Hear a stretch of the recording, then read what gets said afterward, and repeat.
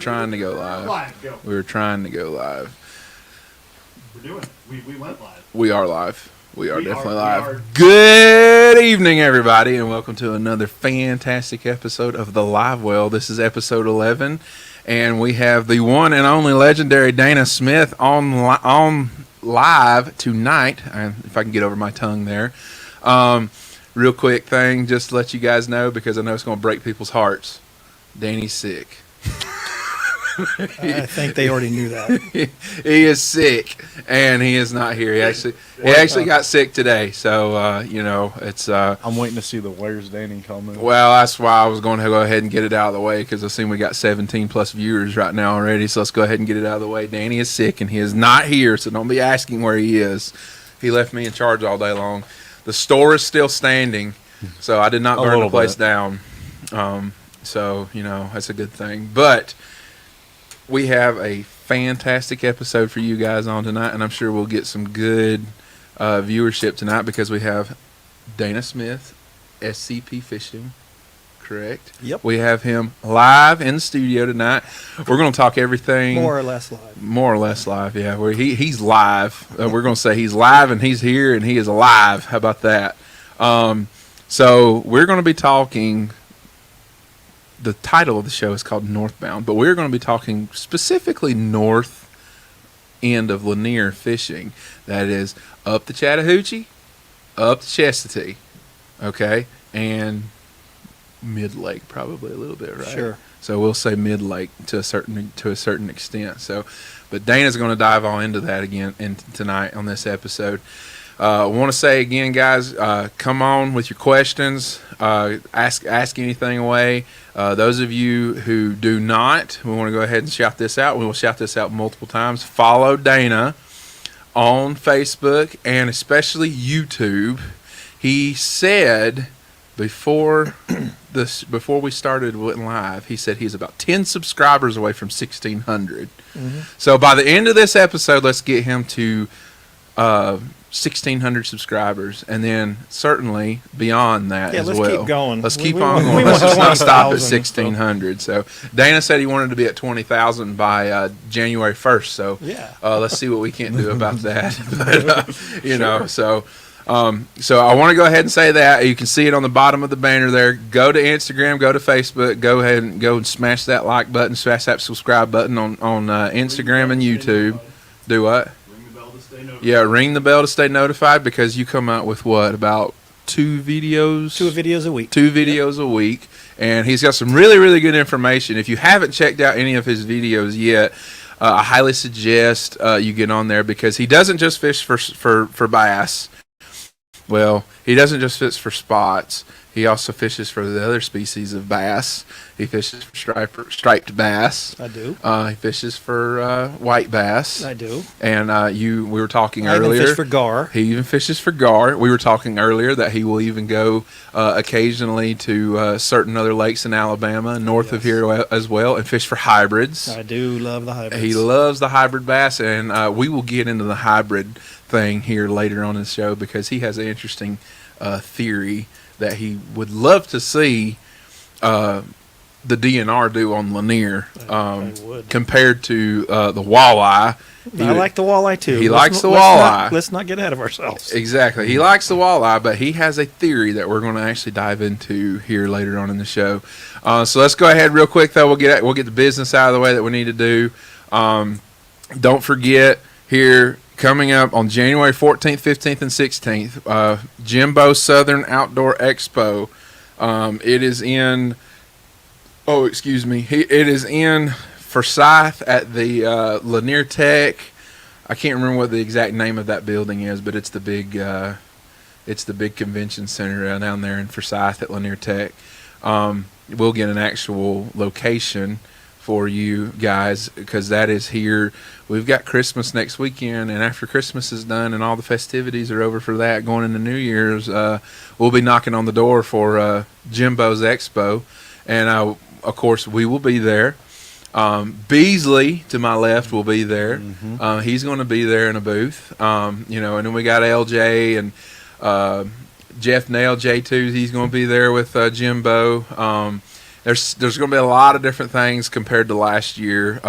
Simply just because last year just COVID just kind of had everything really strapped down, and some people didn't want to travel. Some people didn't want to do anything at this time last year in January coming up. But I think we got a little bit better grip on COVID. I know it's still out there, and it's still affecting people's lives. Certainly is. There you go, Justin Speece. He's got the address right there. Thank you, Justin. Appreciate that. That is the address to where that is.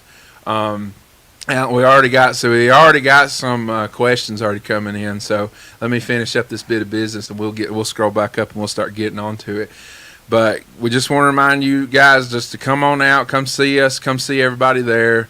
Cooper McDonald GHSF will be there. So yeah, I guess that's with Jesse's booth. Yep. So come on out, come see us, come buy some stuff, and come look at some stuff. I know Advantage Boat Center is going to be there as well. True Grit Tackle is going to be there. Fill your hands with some jigs. I've been constantly making stuff the past couple of weeks, and I'm going to still have a lot to go to give you guys all kinds of goodies to purchase from us at this expo. They do make a fine jig. I watched them make some here today. I appreciate it. I try as hard as I can to make the best that I can. I really appreciate that, Dana. It really means a lot. So, with all that being said, I think I've got everything that I really need to get out of the way. We're going to try to slam as much into this as we can for 2 hours. Dana. Yes. Starting this out, let's just get a little bit of a backstory here for the people who don't know you. Okay. Where are you from? How'd you start fishing? What struck the passion and fire for fishing? I grew up in Nebraska. My dad was a walleye tournament fisherman, and I've been fishing since I could walk. Mm-hmm.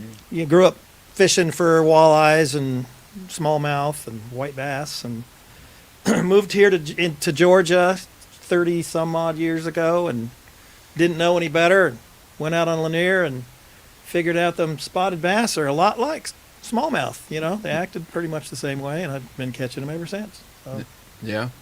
Can I say one thing? Sure. Do you care if I say one thing? No, go ahead. If for those of you guys that don't know, and if this is one of the first things I said to him, his brother played professional baseball for the Braves. He did. He played for Montreal, and he played for Pittsburgh.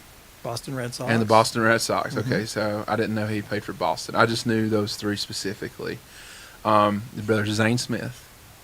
Yep. And that's how I ended up in Georgia. Yeah. I graduated high school, and I was in between jobs, and he was down here playing for the Braves, and said, "Come on down and stay with me a while, see what and that's kind of how I ended up here. I just think it's cool that your brother played professional baseball, and now here you are, and let's just say you're professionally fishing and making videos. I don't know about that. That's I mean, the goal. you're making videos. That's the goal. Yeah.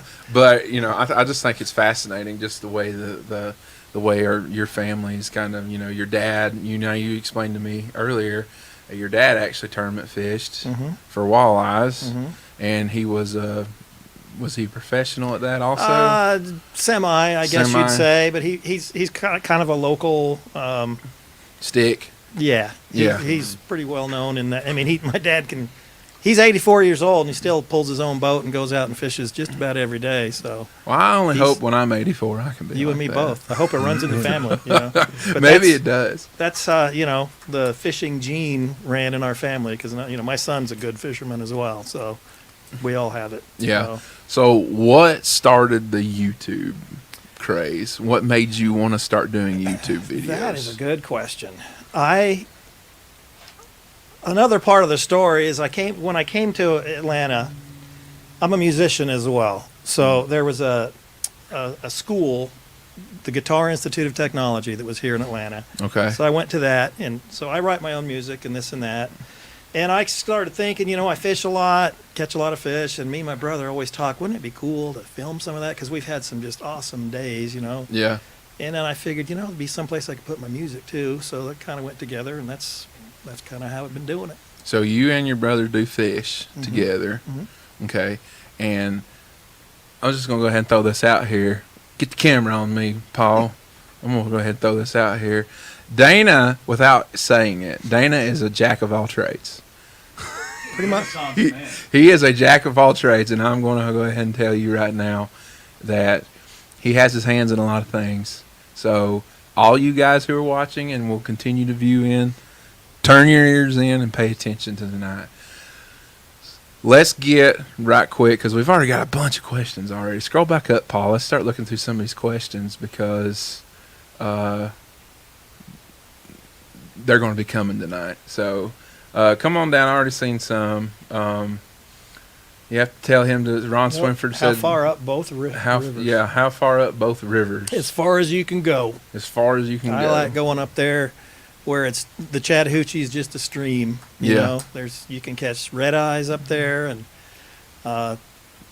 we got good shoal bass fishing up there. Yeah, that's something that a lot of people kind of try to keep a little bit of a secret they won't too. talk too much. They don't like to talk too much about it. Talk about the 4-pound shoal bass that are swimming around the shoal mouth. Whoops, listen to me, shoal mouth bass. Or spot bass, as our very own Jonathan Farmer. Nathan, he already hit on that. He said he does his own music.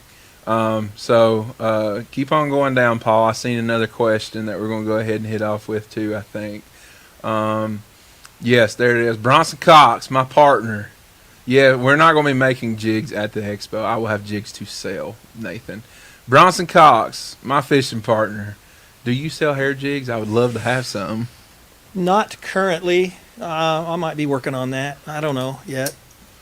There's a backstory to that which I can't really talk about, but I'm maybe. We're going to keep it a secret. Yeah.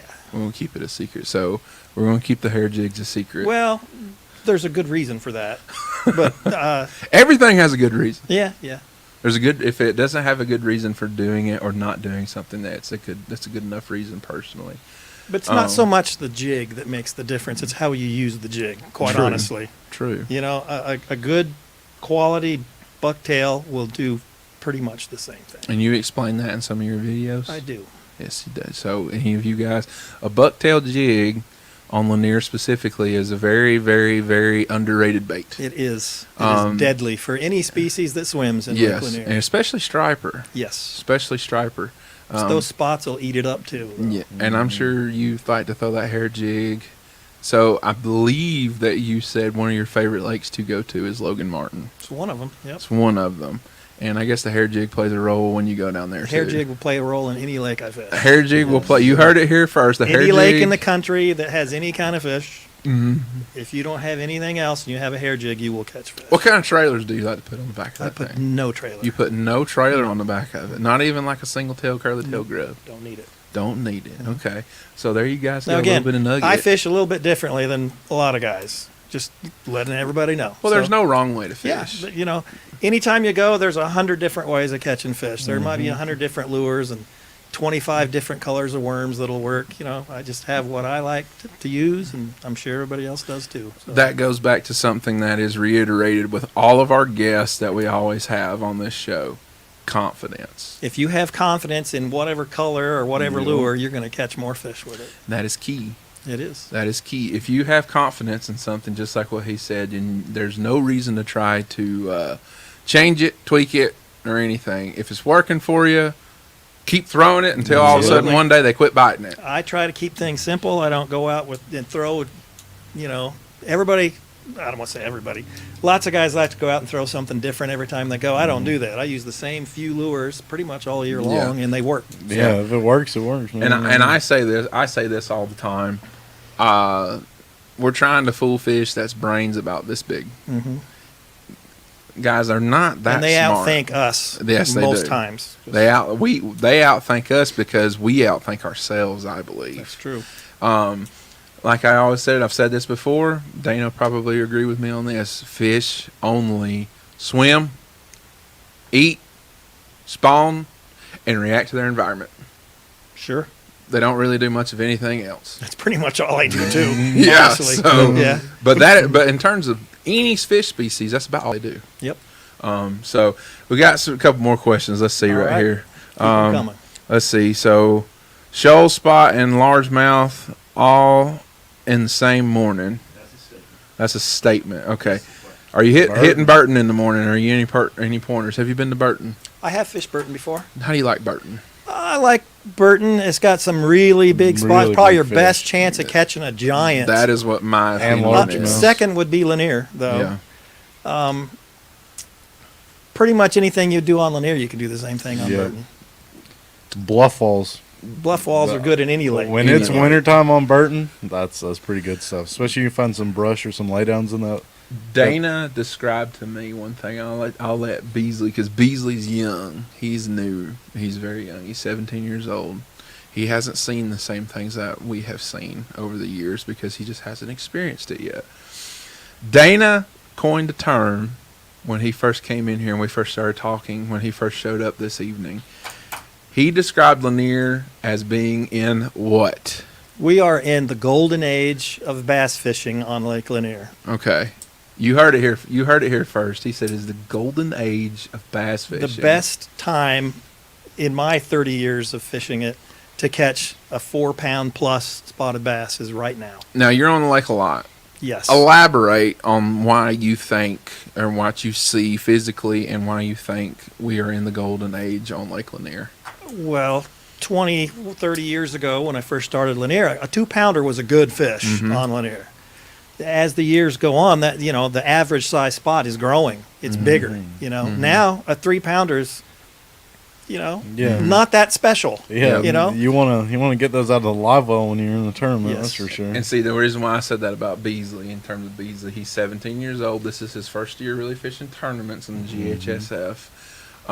He hasn't really got to see when the way things used to be Yeah. before the herring and stuff really had this major just roll change in the lake and how it's just changed everything. Yeah. Because now it's at the point on Lanier where they can feed on blueback herring. When they don't want to feed on blueback herring, there's plenty of threadfin shad to eat. Plenty of crawdads. There's plenty of crawdads. There's plenty of brim. Yep. And there's also a population of the gizzard shad is starting to get a good foothold up both the Chestatee River and up the Chattahoochee River. So I know you've probably really kind of started to experience that, especially in the past several years, especially with the gizzards. Have you noticed anything? Oh yeah, I catch that is- gizzards. So you catch I'll them. catch them on my hair jig. You quite catch a 'em bit, on your hair and jig. sometimes they're they're a pound and a half. Right. That's- Right. And that's up the river. That's on Lake Yeah. Lanier. Yep. That's on Lake Lanier. The gizzards, they've got little bait, Oh, They've 7 got days herring. tournament. and then they've got big old gizzard shad to eat, and of course crawdads and brim. And you got your spot tail minnows and Spot all. tail minnows. There's all kinds of bait in Right. there. We got more bait than we need, really. But What action rod do you use for your hair jigs? Oh, Good I- to see you, Franco. I like a medium heavy. I like a 7-foot medium heavy rod. What pound test line you like to throw it on?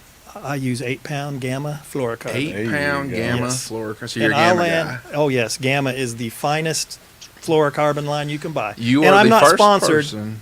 You are the first person to say Gamma. We get Sunline, Oh, no, Cigar. Gamma's the strongest line you can buy. I'm a P-line guy. Oh, well, which is fine. It all works. He was about to go Oh. there. He was about to You're go one there. of Used them all, those. and I don't like breaking off. You You're don't not, like breaking you're off. not going to break off with Gamma I haven't broke off Maybe. P-line much at all. Cigar. Feline fluoro. fluoro. Yeah, it's well. P-line tactical. Okay. Hey man, That's why I don't know. I like that P-line tactical and That's CXX fine. premium. Cigar Gold Label. CXX The is same. rope, dude. I like I love CXX. That's my stuff. So, I've been watching the old Bassmasters when they were weighing in 7 bass for Oh, 16 like pounds. That's in terms of KVD. Lanier. So you were here. You came here in the mid '80s. Mhm. So you were fishing. Because basically you said earlier that you showed up and y'all basically started fishing. Right. So you can remember '91 when Mm-hmm. KVD was here and won. '93. Throwing That's that when there was more. It was more of a largemouth lake. Yeah, at throwing that point. spinnerbait down Yeah. every blowdown and Yeah, it's a whole different just lake. bringing now. it right down. Do you even know where I watched KVD it. won that tournament at? I don't know where, but I watched it. Oh, okay. I believe it was you the remember Chattahoochee, where was it not? Chattahoochee River. There you go. He went up to he went up I to just Chestatee remember- one day too. Mhm. It was all muddy. He just went down blowdowns. That spinnerbait. Let's see. You can tow an aircraft carrier with 50-pound CXX. Yes, you can. That is the reason why I throw it on all my topwater lures, because I just can't get rid of it. You know, I use fluorocarbon on my top. Everybody says don't use fluorocarbon on the top water. I think that's a mistake. What is the heaviest pound test that you actually are comfortable using? 12. 12. Okay. Now, when I'm fishing a jig and I'm bringing it through the rocks, I might go 14 pound, Okay. but I'm still using gamma. Yeah. Because 12-pound gamma fluorocarbon, its breaking strength is 17 pound for everybody else. Okay. Yeah. It's strong line. It And, is. you know, for spinning rod use, I use it's called Gamma Touch. Mm-hmm. And it's specifically fluorocarbon for spinning reels. It is, I mean, I land 20 plus stripers on it, Yeah. regularly. It's strong line. So you talk about that. Gotta ask you, because we ask, I don't know how many episodes of this you've watched in the past month or two. We gotta ask you this question. Okay. You use braid on your spinning rod? No. You do not. I hate braid. That's just me. I hate braid. I know everybody's out there going. There's no okay, use for it. Yeah, we just lost half of our viewers. But See, I they were wanting I'm you to about to say leave. stuff like FG knot, or like that's what you tie your leaders with. That's what everybody. I just- likes. I go Oh my god. straight fluorocarbon. We have the FG. What's with all the Alberto. FG hate going on here, man? Because it's Y'all. it's just you, Beasley. You think it's I'm sexy. I'm basically a finesse fisherman for the most part. Right. For the most part. So, like for me, for example, I'll just use myself as an example. My spinning rod, I've got either 8 or 10-pound test line, and I have no braid. That's crazy. Me That's too. all I throw. That's all I do. Shut up, Paul. Paul over here saying all I have is one spinning rod. I have more than one. Coltrane says fishing with dental floss. Kind of, pretty much. Yeah, Yeah. that's kind of what it's like. If it's strong dental floss, who cares? Hey, there's some dental floss that I think you could probably tie a 20-pound weight It'll to. catch and them pick big it up. spots. It's- Real men don't need leaders. Oh my god. That's right. That's like right. that. Real men don't need leaders. I would kill you. You look in my box, every single rod's got braid on it. What do you think? Braid the leader every You've been rod. fishing for a long time. What do you think the fascination is right now with? Because I know you probably deal with it. You probably hear about it all the time. People probably message you that question too as well. I have had that. What do you think the fascination is right now with the whole leader? Oh my god. Gotta have it. You know, can't if you're not fishing braid to fluoro, whether it's on a bait caster or it's on a spinning rod. What do you think the fascination One, is with it? Lots of people think there's more sensitivity because of the braid, Mm-hmm. because it doesn't stretch. But if you get a good quality fluorocarbon, it doesn't stretch much either. Not you know? really. Has little to no Yeah. stretch. Yeah. That's pretty much all I Yeah, got. it kind of behaves like braid, honestly. So- A fresh spool of fulcrum. A simple answer. I'm that. still throwing braid the leader. Franco, well, okay, we'll go Alan Pruitt first, then we'll hit Franco. Alan Pruitt, what is the biggest spot that Dana has ever caught? I caught a 6-pounder. It's been a long time ago Heck before I yeah. started filming, but that's my biggest. On North End. I was actually on the south end, right close to the dam. Oh, There you South go. End. For the first 20 That's years where that I it fished is. Lanier, I was south end Right, exclusively. right. I lived down there. So, talking about that, because we'll get to Franco here. You want to answer Franco's question real quick, and then Sure. we'll get back to that. Franco says, do you ever go heavier than a 1/4 ounce hair jig? Absolutely. Okay, what do you like? If you're going to go out tomorrow and you're going to say, I'm going to go throw a hair jig, what is going to be the one what is going to be the weight that you're going to start There's a lot of with? factors that factor into that. Elaborate. Wind, speed, Yeah, that's depth. big. If I'm fishing shallow, I'm going to try to always use the lightest jig I can get away with. Right. The slower the fall, the more bites Especially you're right going to now. get. Yeah. Especially But right even now. in the summer, it'll work all year long. Okay. I just use it more. I love my topwater fishing in the summer, so I pretty much stick with the topwaters. But I like to throw as light as I can get away with from a 16th ounce, and as the depth gets in there, I might go as heavy as a 1/2 ounce or even bigger at times. But I mean, I make them all. Which one do you think you've probably caught more fish A on? 1/4 ounce. A 1/4 ounce. Well, that's tough between a 1/4 and an 1/8. I like an 1/8. So if you were going to give anybody advice that's watching right now or will be watching this show later, if they were going to go out and go throw a hair jig, what kind of advice would you give them to kind of steer them in the right direction to put them, to Boy. start them out with some good success potentially? That's a tough question. Like I said, it's not so much the jig, it's the technique behind it. Right. There's a feel you get, And honestly, this may sound ridiculous, but I think being a guitar player, a musician, helps me with fishing a jig. That's understandable though. That's what I think. And in fact, I know I've got a friend who's a lady, and she is a very good jig fisherman. Hair jig fisherman. Yeah. Fisher woman, sorry. Lady angler. Because ladies tend to be less, a little more finesse oriented, you know, and I think it makes a difference. I would start by just getting a couple of jigs and going out with a spinning rod, and don't go with a rod that's too whippy, you know, because to me, I like the bass at times, and especially if you're catching white bass or stripers, they will just nip at it a lot, and you won't be. If you don't set the hook immediately, you will not catch them. Right. They're notorious. A lot of times, spots will do the same thing. They'll just kind of nip at the tail end of it. That's where having a good stiff rod. I like a medium heavy. So you just primarily, regardless what size though of hair jig you throw, you're throwing it on a spinning tackle. Yes. Okay. And now, if I got a bunch of big stripers, there are times I will use a bait caster, but you just can't work a hair jig properly on a bait caster, in my opinion. Well, you want to elaborate on how you like to work a hair jig? Yeah, there's a million ways of working a hair jig. It just depends on the depth and everything. But a lot of times, especially in the winter, I'll work it on the bottom and I'll just bounce it. Okay. You know, and you know, you're going to get snagged up quite a bit because there is debris and rocks and whatnot. But most of your bites are going to come when it's falling. You know, you pop it, and as it's falling, you know, I'm a line watcher. You want to watch your line. A lot of times, if your line will move just a little. And I always set the hook. You know, the hook sets are free, so I always set the hook. And a lot of times you won't even feel it; Yeah. you'll just see it. Yep. You know. But Yeah. you know, if I see on my fish finder that they're suspended, you know, I'll count it down. You know, I'll throw it out. If they're 15 feet down over a 30-foot bottom, I'll count it down. You know, till I think that's right about the right depth, and I'll start working it the same way. I bet you get a good feel for that.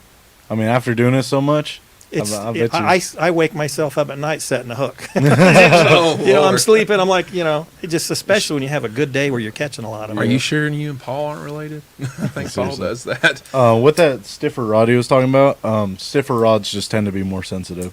That's Yeah, just I kind would of agree. Yes. so But that's you one know- thing. If you're using a real whippy rod, that's just not you're not going Yeah. to be able to pick. You'll up be able the to real cast it easier with Yes. the whippy rod. I will say that. stuff. Yes. But as far as for sensitivity is the Yeah. main reason why Yeah. I use one. Because I mean, you see all these super high end rods, all these NRXs and stuff. They're all stiff.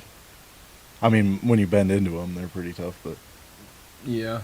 Which I'm a proponent anyway on Lanier and lakes like that anyway of you don't really have any reason to be throwing this massive oversized tackle anyway. You know, my jig rod that I throw jigs on is a 7.1 medium heavy. I know guys who throw them on a 7.6 heavy. I throw them on 7.6 heavy. And especially I use a timber. 7-foot medium heavy. I'm 7.1 medium I heavy. like to That's- whack them when I'm making that castle all the way over there. You're talking about a bass jig, though, Yeah, right? Yeah. yeah. Well, I like to cross their eyes when I'm using a bass jig. When I set the hook, they're going to be. That's something special. See, he's got the same lingo I do because I always like to cross their eyes. We'll hit Neil Scoggins real quick. How does being a guitar player relate to fishing a jig? He said he plays as well. Just my opinion. The sound is transmitted through your fingers. I just think it makes you. I can't even think of the words to use. I think it makes you a better jig fisherman. Just because I think you can feel, you're a little more susceptible to the feel, if that makes any sense. That's just what I think. Get that rhythm with that jig. There is a rhythm to fishing a hair jig too. Yeah. The rhythm. That's a very good point. Rhythm is a big part of it. I play saxophone. So. We got one comment up above before we get to Jeremiah. He made a comment. I can't remember. You're going to have to tell us your name. We need to answer that Yeah, one. are the fish on the south end harder or easier to catch than those ones on the north end? That's a good question. I think the fish on the south end are more pressured. Yeah. Yes, Therefore, yes. they might be a little tougher to catch. They can still be caught. I like the south, or I love the south end. Mm-hmm. But I do think the south end and the north end are two completely different lakes. They are. And actually, Absolutely. the mid lake section is a third. Yeah, Really- seriously, really, the we mid have- lake gets pressure. Really, Lanier is 4 different lakes in one. I would agree with that. Because in my opinion, and you can chime in on this, in my opinion, the south end fish on the south end of the lake, it's more of a timing deal than it is really anything. Timing is huge. Timing out is there. really big. You can pull up to the right spot, and it really doesn't matter in some instances what you throw. If they're wanting to feed at that moment, Yep. you'll load the boat until they decide to quit feeding. Yep. Or, they figure out that you're there. The mid-lake area, I fish a lot of mid-lake, from, Little Hall all the way over to River Forks, all the way down to about 4 Mile, all the way across over towards, Oh, really? Aqualand. I fish a lot in that area. I say those fish, they seem to have like a little bit different feeding that they kind of go through the day, because like down towards the dam, there's sometimes down towards the dam, that's why I like the drop shot is so prevalent down there. Farther south you go, this is my opinion, It to works up where the lake, too. you've got to tease them into biting a little bit more. But it seems like the further north you go, putting a pattern together to continually catch fish mostly all day is a little bit, I'm going to say, with air quotes, easier to do. Oh, I don't know if I go easy, but It's different. it's like I said, they're completely different. Yeah.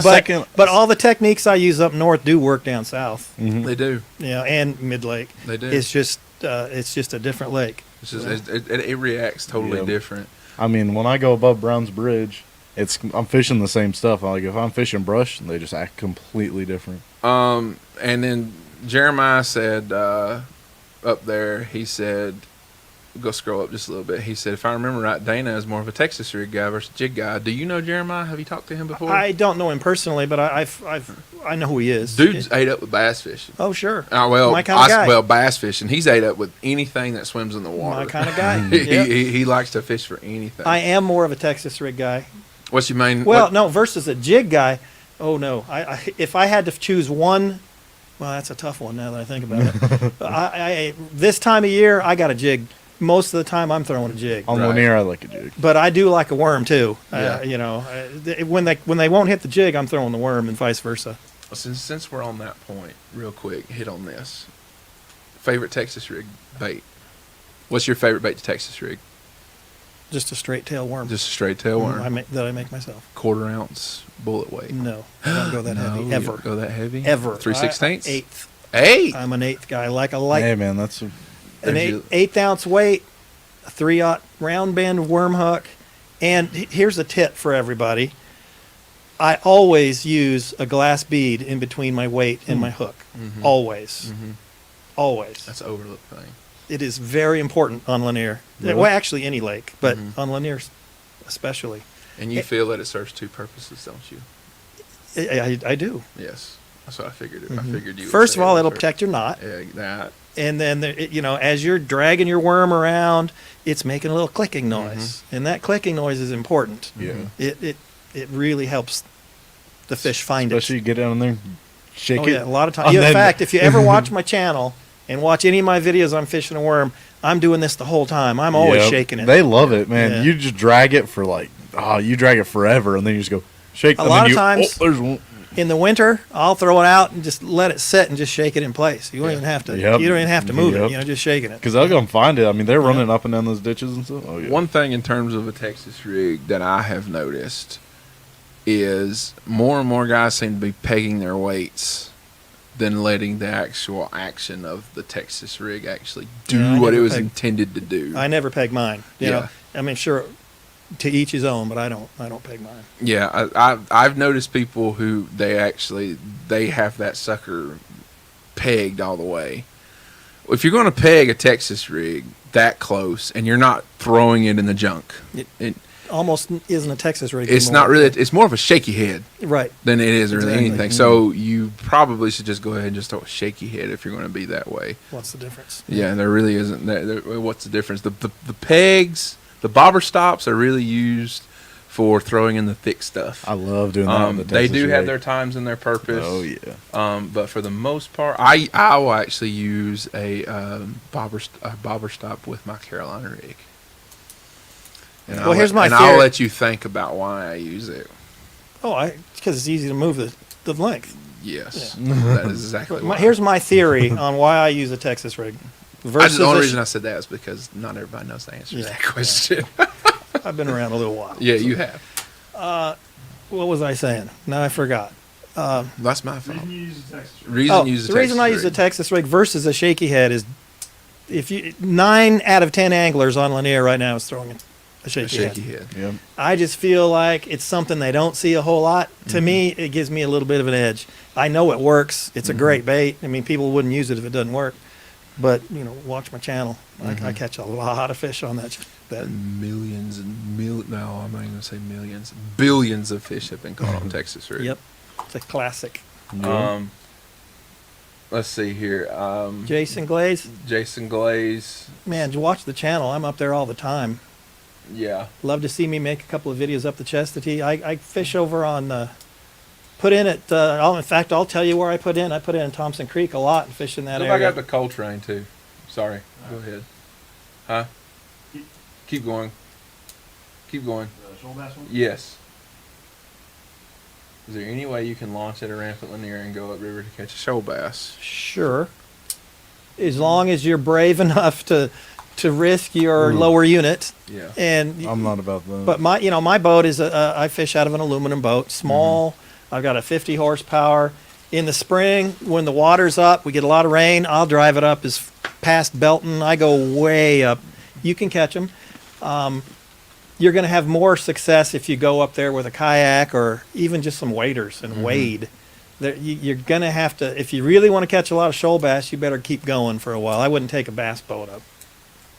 But you can get far enough up to have a shot at catching a few. Right now, absolutely not. I would Right not- now, I would you not do run not up want there. to. No, I would no. not run up there. No. So there comes a point for anyone, if you're like asking that question, so there comes a point up the hooch to where you bending around the corner right up there and you start getting up towards Belton Bridge, and in the middle of the channel, you're like, oh, it's wide open water. Do not set your boat down off pad Yeah. If because you will literally lay on stumps. If you got that far, you're probably too far Yeah. at this point. Just pay attention to the water levels on the lake. Right now, we're a 1.5 foot low, maybe. Yep, Roughly. that's killing me right now. All my Yeah. sneaky little. Once you get below full pool, I wouldn't try to take a boat up there too far. I hate that. So take a kayak. Man said put on some waders if that's what you want to do it. Eddie Williams said, what's the name of your channel? Throw that back up there again, Paul. It's FCP Fishing on YouTube, Eddie. And then also follow him on Facebook and Instagram. So let's see here. Paul, you see any juice you want to hit up there? There's Alex Green. Hey, Alex, how are you doing tonight? Appreciate you coming in and watching. Let's see here. We already answered the question about do you fish a shaky head? I don't, I So would you agree with this from Kurt? Yeah. I don't really agree with that. I do think the South fish are more pelagic, if that's the correct pronunciation. I don't know if I would say typical behaving bass up north, They're though. not. They're not, especially if you're talking about the spots, because I catch a lot of spots in largemouth water up there, and I catch a lot of largemouths in spot water. So it's not a. I don't think you can generalize it that much. I fish the north end 90% of the time, and it'll fool you a lot of times. It will. Yeah. It will. And the north end of the lake, up the Hooch and up the Chestatee especially, there'll be some days where you'll think there is not a fish up here that wants to bite. There's just. I never think that. But Well, I do know what you're saying, Know though. what I mean, though. Yeah, it can get tough, the north end. But let's see here. Alex Green talking about going up the catching shoaly. FCP Fishing plus Epic Boys Fishing equals Epic Video. Do you know Epic Boys Fishing? I do. I Okay. do. That's Nick Dupree. He's got a good channel. You need to check him out as well. Okay, so He's, we got he's on shout YouTube out. as well. Okay. Him and his sons go out. He's got some young sons that are really good fishermen. You need to check them out. Ate up with fishing. Yep. Have y'all fished together?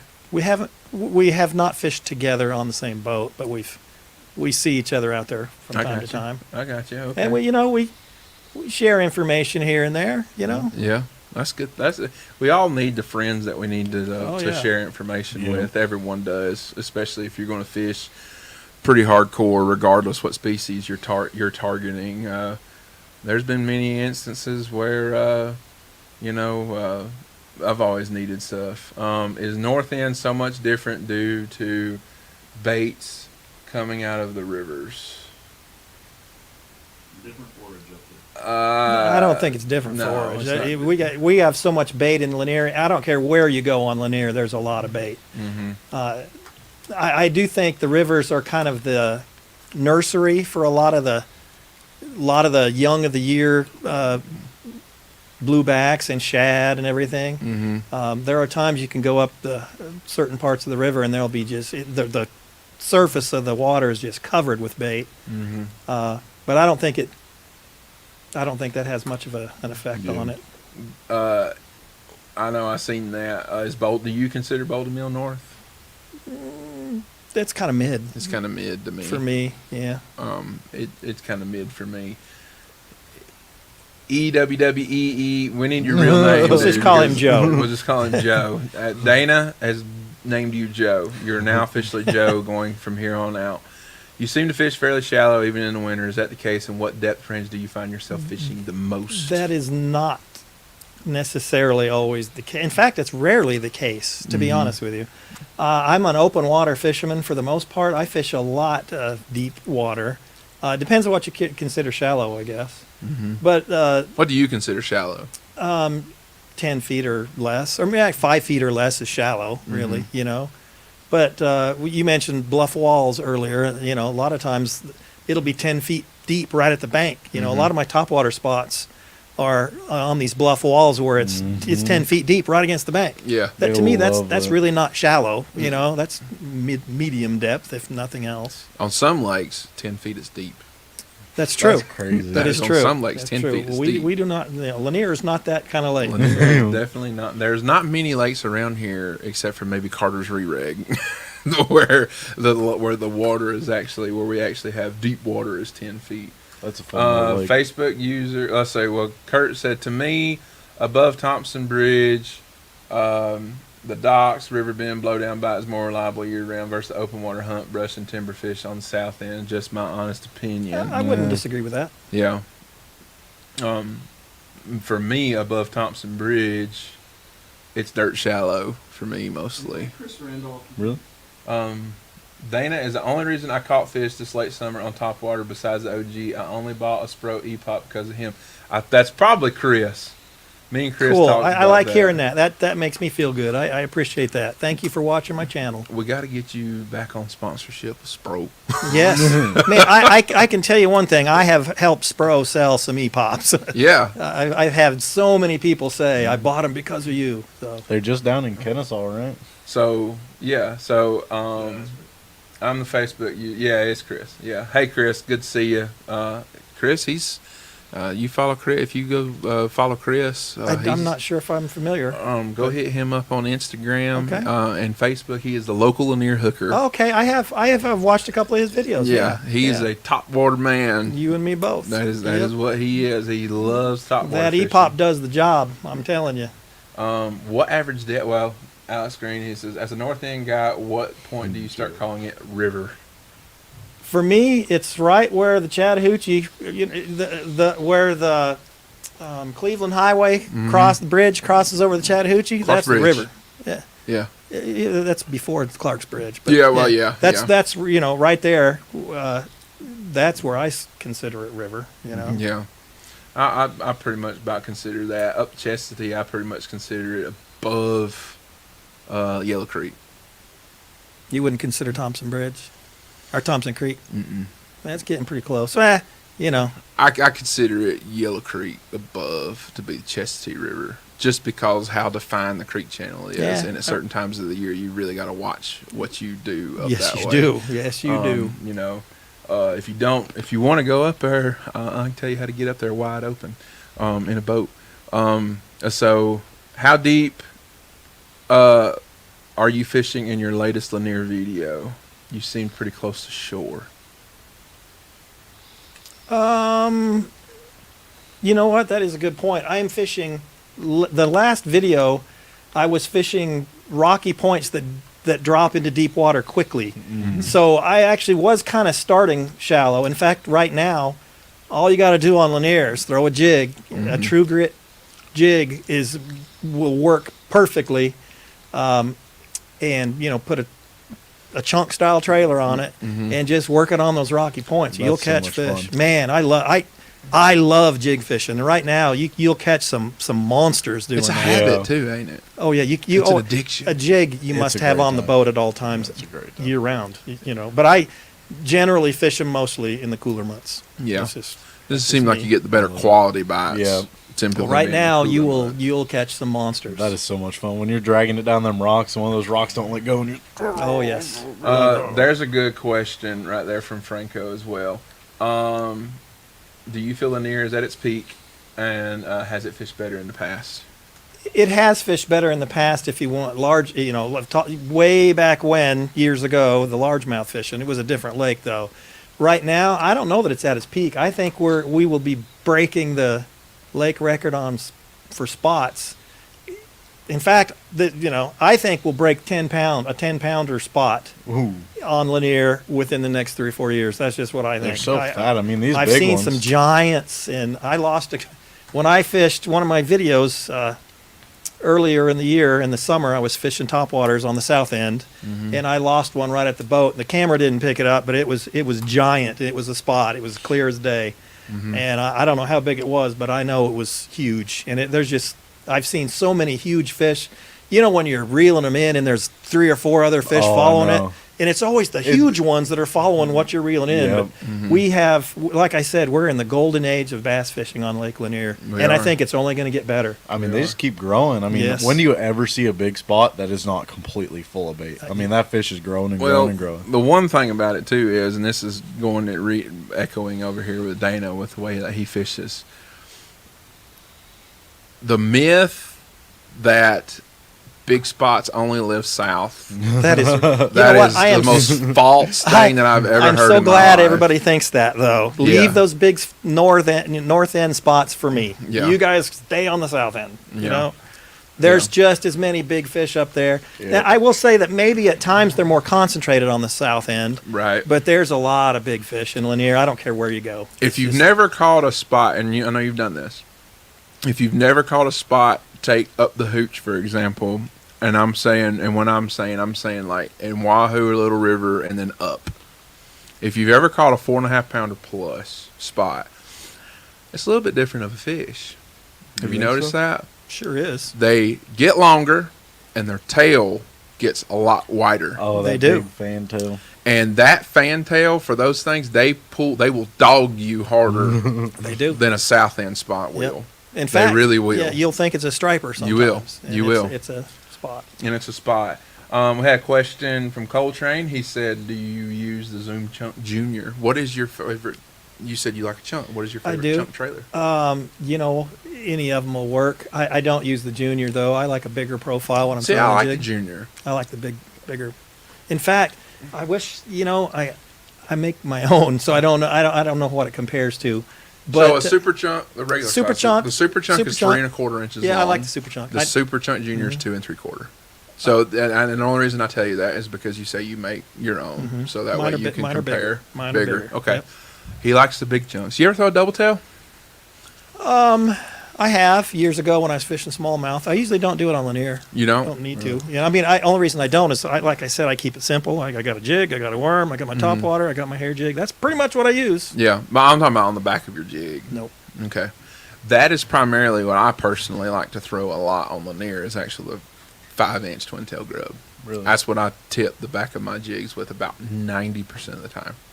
And that's just me personally. Sure. For me, it's that Rage Menace. You like the I Rage love it. Menace. That Rage Menace I is a think- good lure, but it's a little soft, and I Really? end up putting it back on, I a know lot, what you mean. Yeah, because I mean, when I get them on that Rage Menace, The reason I use a right chunk now. is you can just hook it like Yeah. you used to do with the old pork trailers, and you don't ever lose them hardly. To me, it's just easier. Nathan, we'll argue that, Nathan, because I'm telling you, dude, it's a little bit different. This is why I love Dana. We sort of fish the same areas, and we fish extremely shallow. We know there are bigs on the north end. Granted, again, he doesn't necessarily, like he said, he doesn't necessarily fish shallow. I don't. I do fish a lot of the year. I'm fishing in 20 or 30 feet of water or deeper. Yeah. With the hair jig especially. Yeah. And we're getting close to the time of year when they'll start. The spots will start ganging up, and I might just set in one spot and catch 30 on the same point without ever moving. You know. Right. Yeah, I love that kind of fishing. That's what I'm doing right now. You seem to use blue a lot Oh, boy. in your worms and bass jigs. What are your favorite colors, and does water clarity determine your selection of color? Some. Time of year actually has a lot to do with that as well. I do use blue, especially the worm. One of the worms I make is a blue color. The shade of blue will remain a secret for now. Okay. But blue is a very important color on Lake Lanier. It is. They love it on year Lanier. round. Yep. It is. As for your jig trailer or my jigs I make and the trailers, it better have blue in it if you want to catch the big ones. That's just my opinion. Like I said, everybody has their own way of doing it, but I won't throw a jig if it doesn't have blue on it.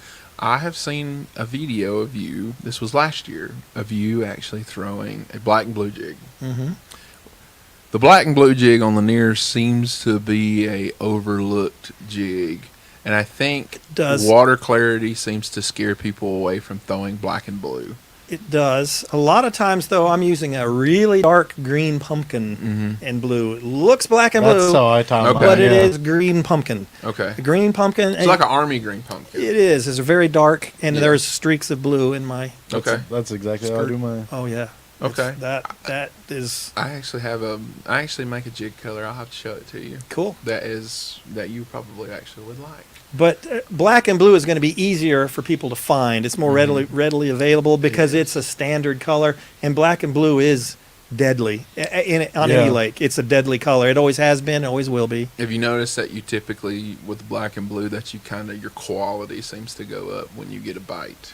As long as blue is in it and it's a dark, that dark Yeah. green pumpkin, I catch just as many big ones. Okay. But the black and blue right now if I were throwing a jig right now, which I am and I will be tomorrow, black and blue is probably what I'll be throwing. Okay. I'm just picking your brain. Especially in letting you know out there. that low light, adding blue. Let's see here. Mikey Temples, good to see you on. How big a hair jig are you using, and how do you fish it? I think he must have been tuning in a little bit later. So you want to kind of re-elaborate on that real quick the again? size of the jig is going to depend on wind speed and the depth and really what I'm fishing for. I'll use anything from a 1/16 ounce up to a 1/2 ounce or bigger. How do I fish it? Again, that's dependent on conditions and whatnot. Generally, I like to bounce it on the bottom. You will lose a few jigs doing that with all the rocks and stuff. But if you're not losing a few lures, you're not fishing where you need to be fishing, in my opinion. So That's a very true statement. Marshall Gotta Smith there. risk it for the biscuit. That's right. That's my son, Marshall Smith. That's your son. Is Fish North Georgia doing a winter Lanier tournament? Ooh, I would love We don't really have anything planned at the moment, but it could potentially be something that we might do. He is watching from Alabama. That's my fishing partner when I go to. Where does he Those live are now? Alabama. Does he live down there towards Logan Martin? Yeah. Okay. Oh, Pretty there you close. go. Okay, cool. Well, Marshall, we appreciate you tuning in to watch your dad tonight. That's awesome. At least you definitely have at least one fan. I do. I have one person watching. Yeah. You do at least have one big fan. So right now, so you said you're going to go tomorrow. Yeah. Um, Just want to back up go to ahead. Joe there. He says, does water clarity determine my selection? I would say no. okay. For the most part on Lanier. Where I'm fishing, water is always clear on Lanier. Yeah, you know, pretty much. I don't fish dirty water a whole lot because we don't really have that much. Yeah. Sometimes on the north end it will get a little muddy after a rain in the winter, but I'm Back of still Flat throwing. Creek. I'm still throwing my blue. You know. Yeah. So what was I about to say? I had something that I was going to say. Oh yeah. So you said you're going fishing tomorrow. How are you going to attack the day tomorrow for anyone else who might be going out tomorrow? Well, If you've watched any of my latest videos, I'll be throwing a black and blue jig, and I'll be catching big spots. Okay. And then I'll keep my eyes open for stripers, and if I see them, I'll go. You gonna throw at them? Yep. Okay. Joe said we're all fans. We appreciate your channel. We appreciate your viewership. Thank we really you for do. watching, Joe. I appreciate that. Coltrane said, "Have you tried the Demiki rig?" I haven't. Like I Really? said, I feel like that might be up your alley since you like a hair jig. It's pretty similar. you know what? I'm going to be throwing. I make Yeah, my he'll hair. throw the hair jig There's instead. something. There's something fun or rewarding about catching something on something you make yourself. You know, and I just have confidence in my hair jig. My Yeah. dad taught me how to make it. And my dad, he can catch fish in a mud puddle with it. You know, and as the water cools here, that hair jig is going to become more and more a part of what I'm throwing. I'm starting to catch fish on it a lot right now. Do So. you want? I know you want to keep it a secret. What kind of hair do you like? on your Use the jig? bucktail. There are several. I make a couple of different kinds. Okay. And different situations call for different things, but for the most part, it's bucktail. Okay, so it's bucktail. You can't go wrong with a bucktail. That's a bucktail. Beasley, you got any? I know you're a primarily South End guy. Oh yeah, I'll fish around. You fish? Oh, fish around. Yeah. Okay. Well, to flip it to you, Okay. to ask to Dana. Okay. Is there any kind of question that you might have that you want to ask him? The striper. Okay, so I'm getting around striper, Oh yeah. and I'm just not catching them because I'll catch these spots, and a striper will come up with them. Yeah. I'm not catching these dang striper. Like, how are you catching the striper? 9 times out of 10, I'm using my spinning rod, 8-pound Okay. test, and my little jig. Really? The stripers, the mistake most people make when they're fishing for stripers is they're using big, heavy rods and thick line. Those stripers are line shy, Yes. more so than a bass, in my opinion. I like light line, and it's fun catching a 20-pound fish on light gear anyway. I think so. Yeah. Yeah. I mean, I very rarely catch these striper, and I'm seeing all these big ones coming with it. I'm like, gosh, I want to target these, but I guess the spotted bass are getting to it first. Because, I mean, I'm just catching spots like crazy, and I see a striper coming with them. I'm like, dang, they're there. I'm just not catching them. Speaking of the hair jig, Franco wants to know: is there a hair jig on the market that you would actually recommend? Spro makes one. It's a bucktail, Yeah, but that's a good I one. think most of theirs are a little heavy on the heavy end, but they'll work. Okay. That's the only one I'm familiar with. I mean, you can try some of the. If we were in Minnesota, I'm sure there's some northern, because basically a hair jig's used a lot more in the northern states for smallmouth and walleyes and stuff like that. So Joe says, have any of you guys fished a free rig? don't even know what that I is. don't even Like know I said, what that I is. keep I know what that I is. keep it simple. I just use Paul, Free rig? Tried it, didn't work. what is a free rig? It works. I understand it works. it. The free rig is the rig that Paul, come in. True Grit Tackle will give you if you come in. It'll give you a free rig, right? A free rig. It's kinda like a- No free rigs. no free rigs. got What it bills is to pay. is you take like a soft plastic, so you rig it Texas style, and Okay. you use a free sliding weight, sort Kinda like a drop drop shot shot weight weight. without the That's clip. that's It's just, general, yeah. So it can slide up and You're down. the ones I got are decoy weights. It's kind of like an unpegged Texas rig, but instead of using that Yeah. bullet weight, But you're it's using that a drop shot teardrop weight. instead Yeah, of the yeah. bullet weight. And it's very similar almost. Yeah, it gives you when you pop it, that weight tends to slide more freely Yeah. than your Then- bullet weight does. So it can give you some really interesting action. I've played with it a little bit. I've Yeah. been catching it. That looks like something. That sounds like something you might be interested in. It's very similar to an unpegged Texas rig. It I'll just, just throw like you Texas said, rig. it slides I better. catch I so mean, many that's fish really on the it. Texas rig. I don't see the need You to are change. like me. You're Why?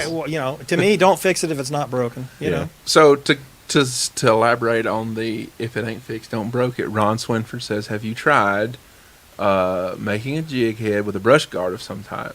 I have. It doesn't work the same way. There's something about the way the hair flows when you have the weed guard. A lot of times the hair will get stuck on the weed guard. Oh. Honestly, if you spend time with the jig, even without a weed guard, it's pretty weedless. You can pull it through some pretty hairy stuff Yeah. and still catch fish. I don't. And you know what?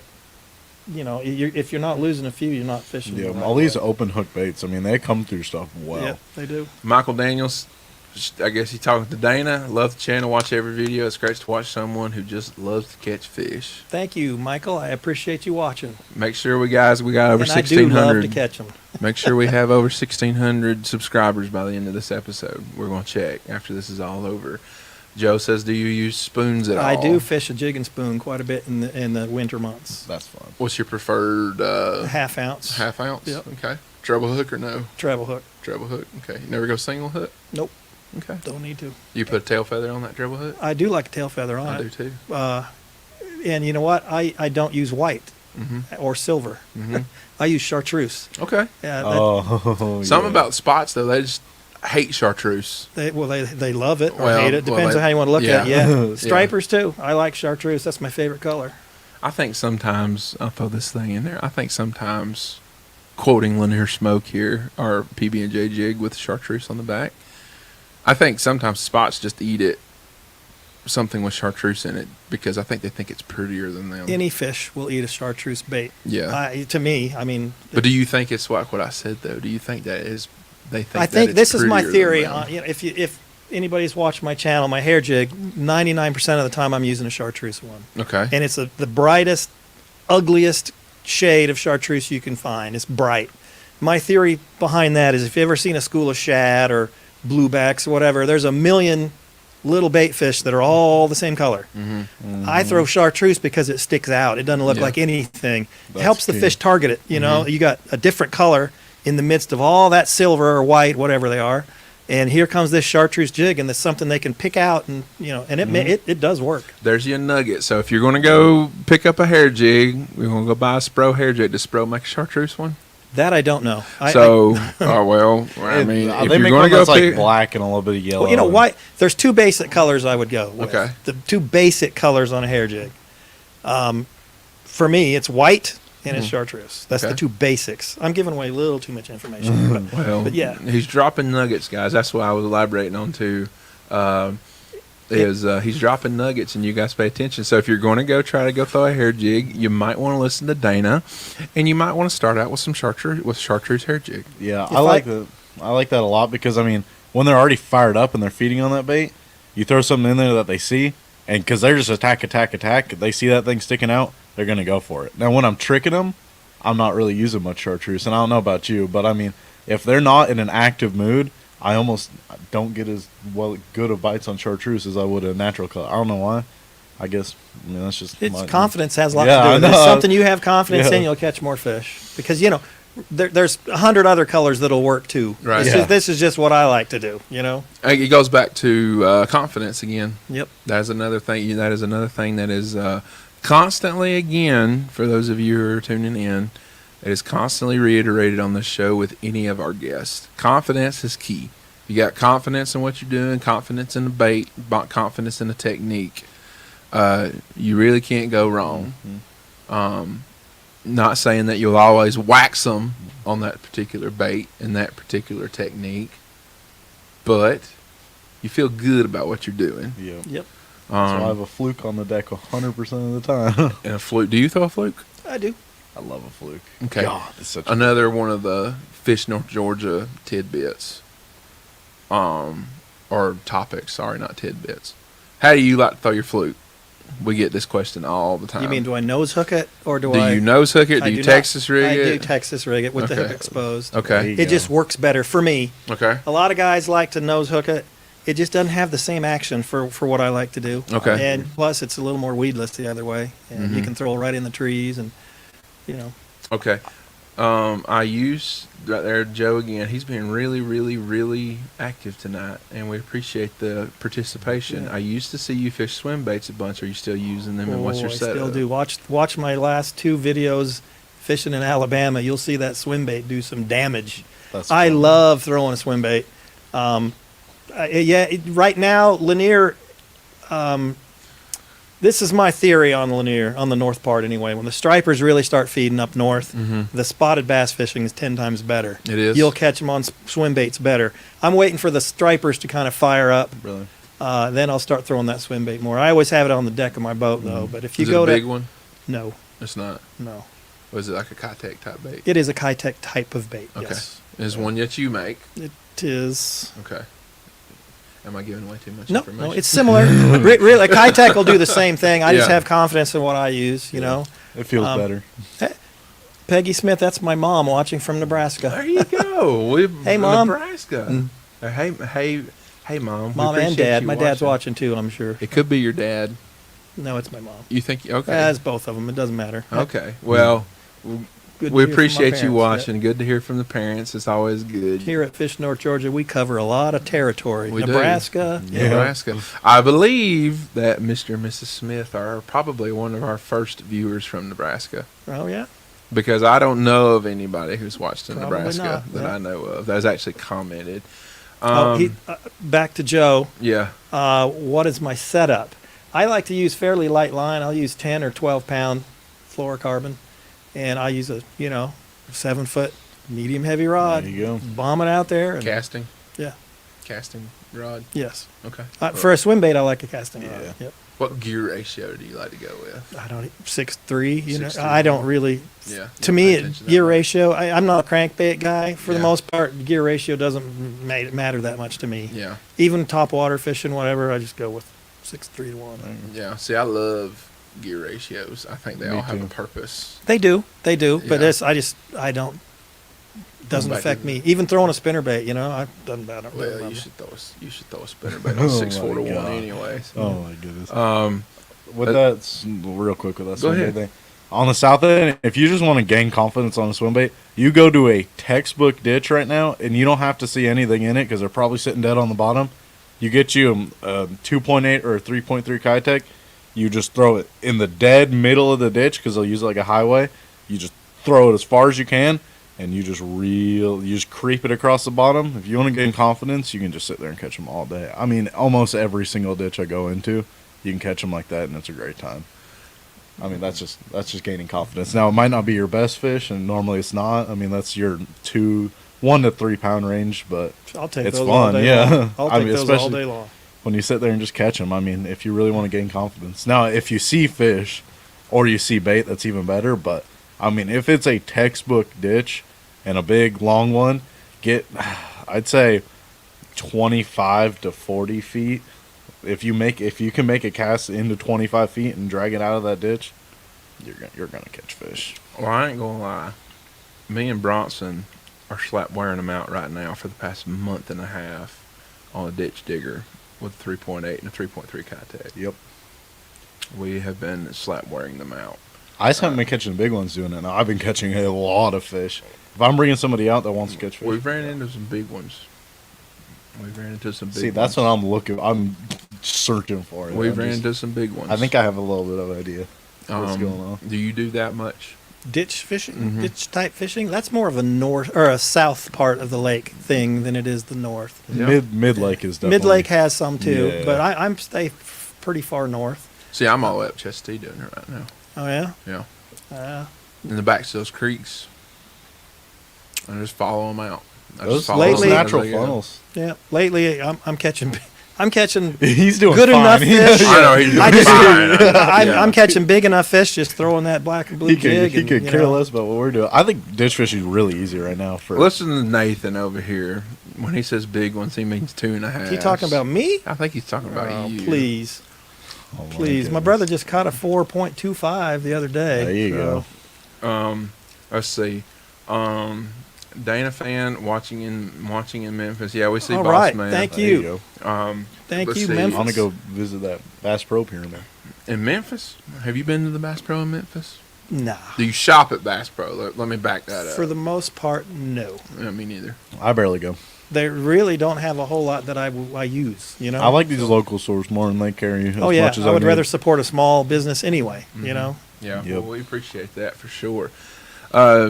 Joe, let's see here. Do you use a hard jerk bait much? Okay, back up. Oh. Nathan's messing with Oh, he's Ryan. messing with me. so- Oh. Okay. Oh. Do I use a hard Okay. jerk bait much? No, I do not. I own one One? or two.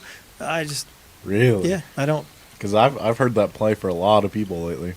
Lots of With people big throw them, bass. but like I usually try to do, and I don't really do it intentionally, but I just end up using more. I guess you'd call them northern Yeah, that's cool. techniques for southern bass, if that makes any sense. So No, that does make sense because there's certainly this is a good example. now, if I was going to throw a jerkbait, I'd rather throw the fluke. It Yeah. does the same, I'd do relatively that. the same thing. But this is a good example that I'm going to throw out here. Talking about what he just said, northern techniques for southern bass. When the Elite Series was on Lanier, Jeff Gustafson, Oh, One. Gussie. and he's from Canada. When did he win? Doesn't get much What year more was north than that. 2018. I didn't think he won that. Who won that? Yeah, no, Gussie it wasn't. won. Was it Gussie? Yeah, Gussie won. Because that was when he fished Zaldane was leading. Bassmaster. I thought it was what's his name? He was cranking. No, Paul Mueller. no. He Yeah, got I thought he second. won. He wasn't cranking. Really? dude. No, He was cranking that he- red crankbait. Yeah, No, that was a lot of people were. Gosh, what was his name? He Because fished that was real high, though. Bassmaster. Because FLW did the year before. That was Bassmaster was 2019. Gussie caught 3 4+ pound spots at the mouth of Van's Tavern Boat Ramp. I'm kidding. I don't care. Everybody knows that. So Paul Mueller won. So maybe it was Paul Mueller, but I think know it was Paul Mueller. Maybe it was Paul Mueller. I'm getting Paul Mueller and Gussie mixed up. But either way, Paul Mueller's from up north. Paul, can you scroll up one more there? There you go. Zaldane did That one really. you wanna- Go up a little further. I want to try to get everybody if I can. Yeah. We try. Steve Burnett, another Spro EPOP user. There you go. Man, There you go. I'm glad you like it, man. And he enjoyed the Logan Martin videos. I enjoyed making those videos. That is one heck of a lake. You could hear the way he talks I about it. I love fishing in Alabama. I mean, I love fishing here too. But Alabama fishing's different though, because it is I a think complete it's- different ball game. It is. It's a totally different animal It is. than fishing up But here. you know, for the same sure. techniques I use here work there, and vice versa. They do. You know. It seems Hey, like though, Money Bass, how you doing? You know him as well. I do. He has Oh, a I've YouTube. seen his video. Yeah, he has a a lot of YouTube fans. channel. He's a heck of a fisherman too. You Yeah. need to check him out. I've been as well. watching his Mega Live stuff. Yeah, he knows what he's doing with those Yeah, with that's that pretty cool. electronic. He said, "How often do you upload videos? What software do you use for your thumbnails?" he's asking technical questions. Here. Oh, Really okay. cool. Well, I will say this: thumbnails are very important. Very important. How often I upload videos twice a week, Thursdays and Sundays. Thursdays and Sundays. Software. Message me. I can't remember. If message me and I'll let you know. I can't remember the name of it. It's just I've lost my. There you go. Can't remember. There you go. Paul to the rescue there. So message Dana on any one of those three. He checks them. Let's see. So we're still talking about that with the Elite Series thing. I get Paul Mueller and Gussie mixed up. Gussie put in some bags. That was cool. The year before that, Bradley Hallman, Fence Pandas. That was Nathan cool. says, "What do you mean your thumbnails are A important?" thumbnail is the little picture you see on YouTube that will tell you what the video's about. It's your thumbnail. You got to make it something that people are going to want to click on. You know, that's all. A thumbnail is like the little picture that describes your video. There you go. It's YouTube talk, you know. Okay, there's your good question right there. So we'll transition into this because I know Logan Martin, you don't just fish for spotted bass and stuff. You love Right. hybrid fishing down there. He says, Hickory Flat says, Logan Martin is awesome. What area of Logan Martin would you start in and around the 1st of March? And a good go-to bait, me and my little boy will be there. Man, if you're fishing for bass, I'd throw a jig. You know, throw a jig on Logan Martin. It'd work on any bass lake. That's what I would use. Or you know, in what do you say, March? Yeah, really, anything you would use on Lanier, it'll work on. I assume you're talking about bass because that's what most people want. But you know, on a spinnerbait on Logan Martin is pretty tough to beat for any species. Mm-hmm. I caught a good striper the other day just throwing a spinnerbait. On Logan Martin? Yeah, Heck yeah. Big one? big for Logan Martin, Okay. 10-pounder. There you No, go. I'm talking about spinnerbait. Oh no, half ouncer, Okay. double willow. Do you got any particular company Yes. that you like? Okay. Nichols. Nichols. You like Nichols Nichols Pulsator is the finest spinnerbait known to man. To me, Okay. they make a quality spinnerbait. We sell Nichols pulsators at Yes, Fish North Georgia. they are Just so you awesome spinnerbaits. know. I use them at Lanier too, And occasionally. Spro Fat Fly Jig. Let's see. What was that? That's the Spro jig, I think. That's at the Spro Jig.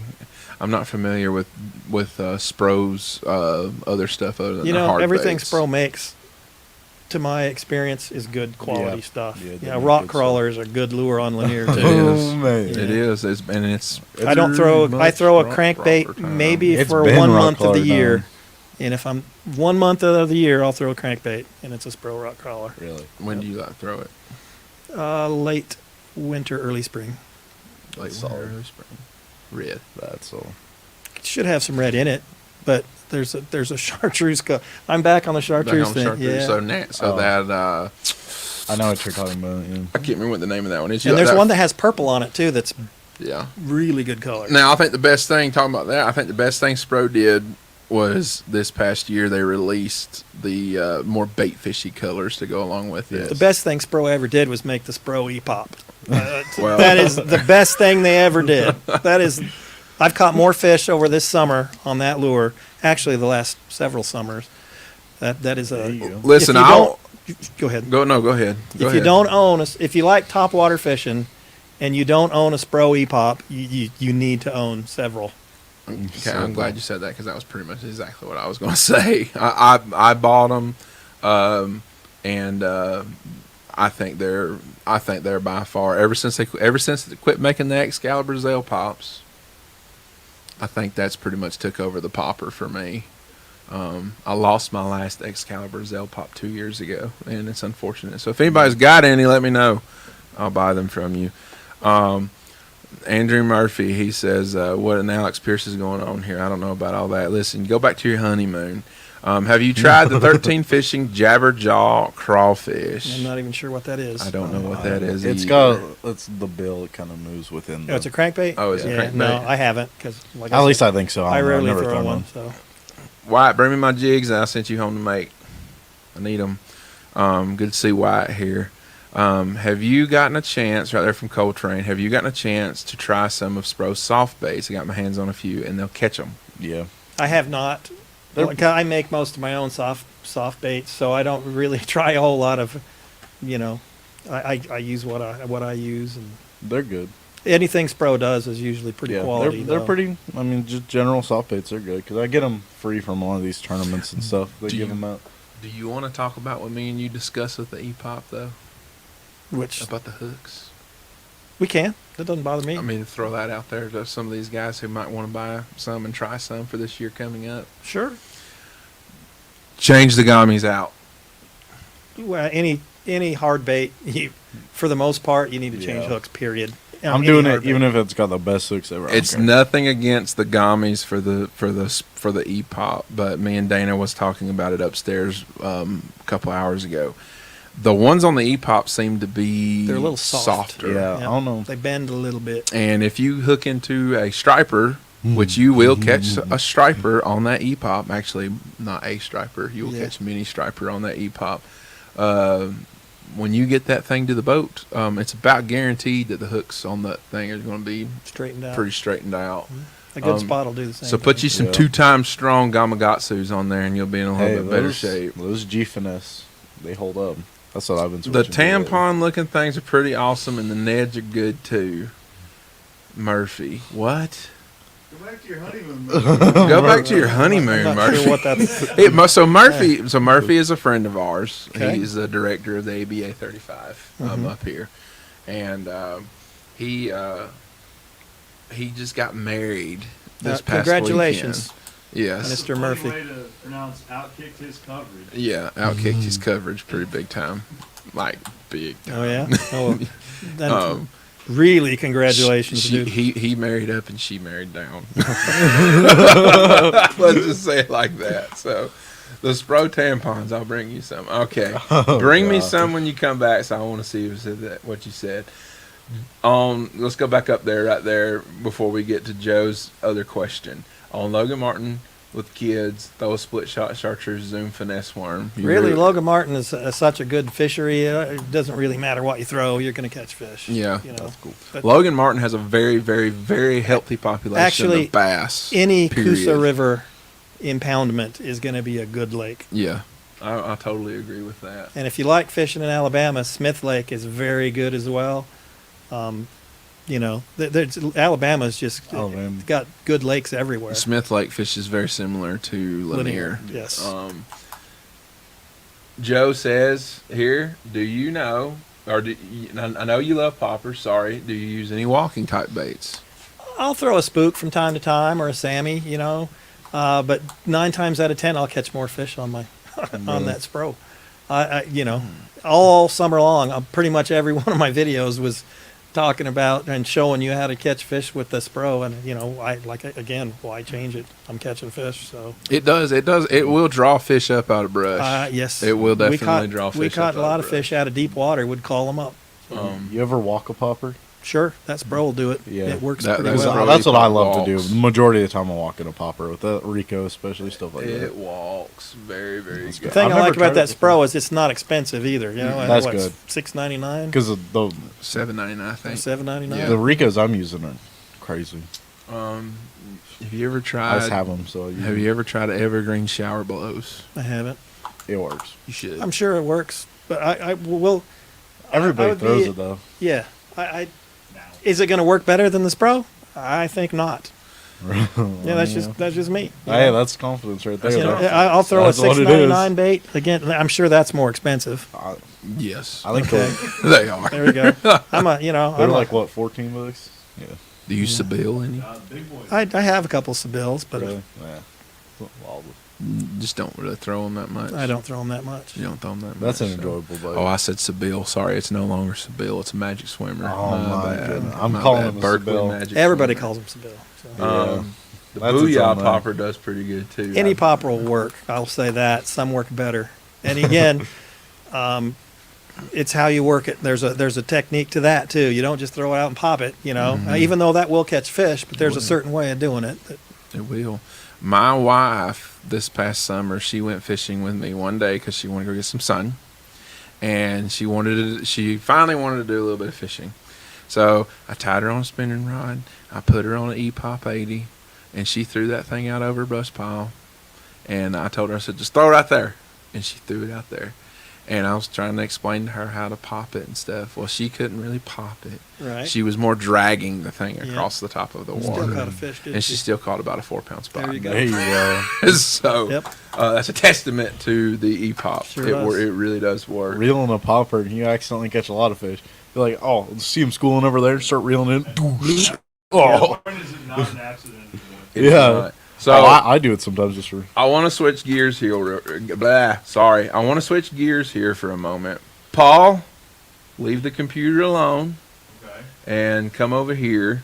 And while you come over here, tell Joe what is your preferred popper setup. As far as rod and reel, I assume is what he's asking. I'm assuming so. Okay, I use a 7-foot medium heavy rod, and I use 12-pound gamma fluorocarbon. Why fluoro on the Oh, yeah. popper?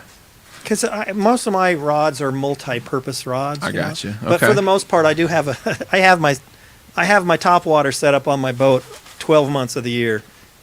I'm still catching topwater fish here and there, you know. Yeah. But that's what I use. The reason why I got Paul over here, everyone say hey to Paul. He's the man. Hello, everybody. The reason why I got Paul over here for a little bit is because river fishing. I know that you will go way, way up the river, not just in a boat.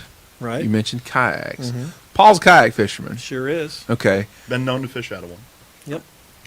What I want to do is I want you to kind of jibber jabber back and forth a little bit about kayak fishing up the river.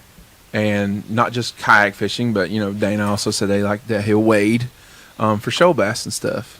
Because Paul loves him some shoal bass. We know that. Oh, Haven't caught very many. Well, he loves him some I shoal love me bass. some shoal Yeah, bass. now they're fun.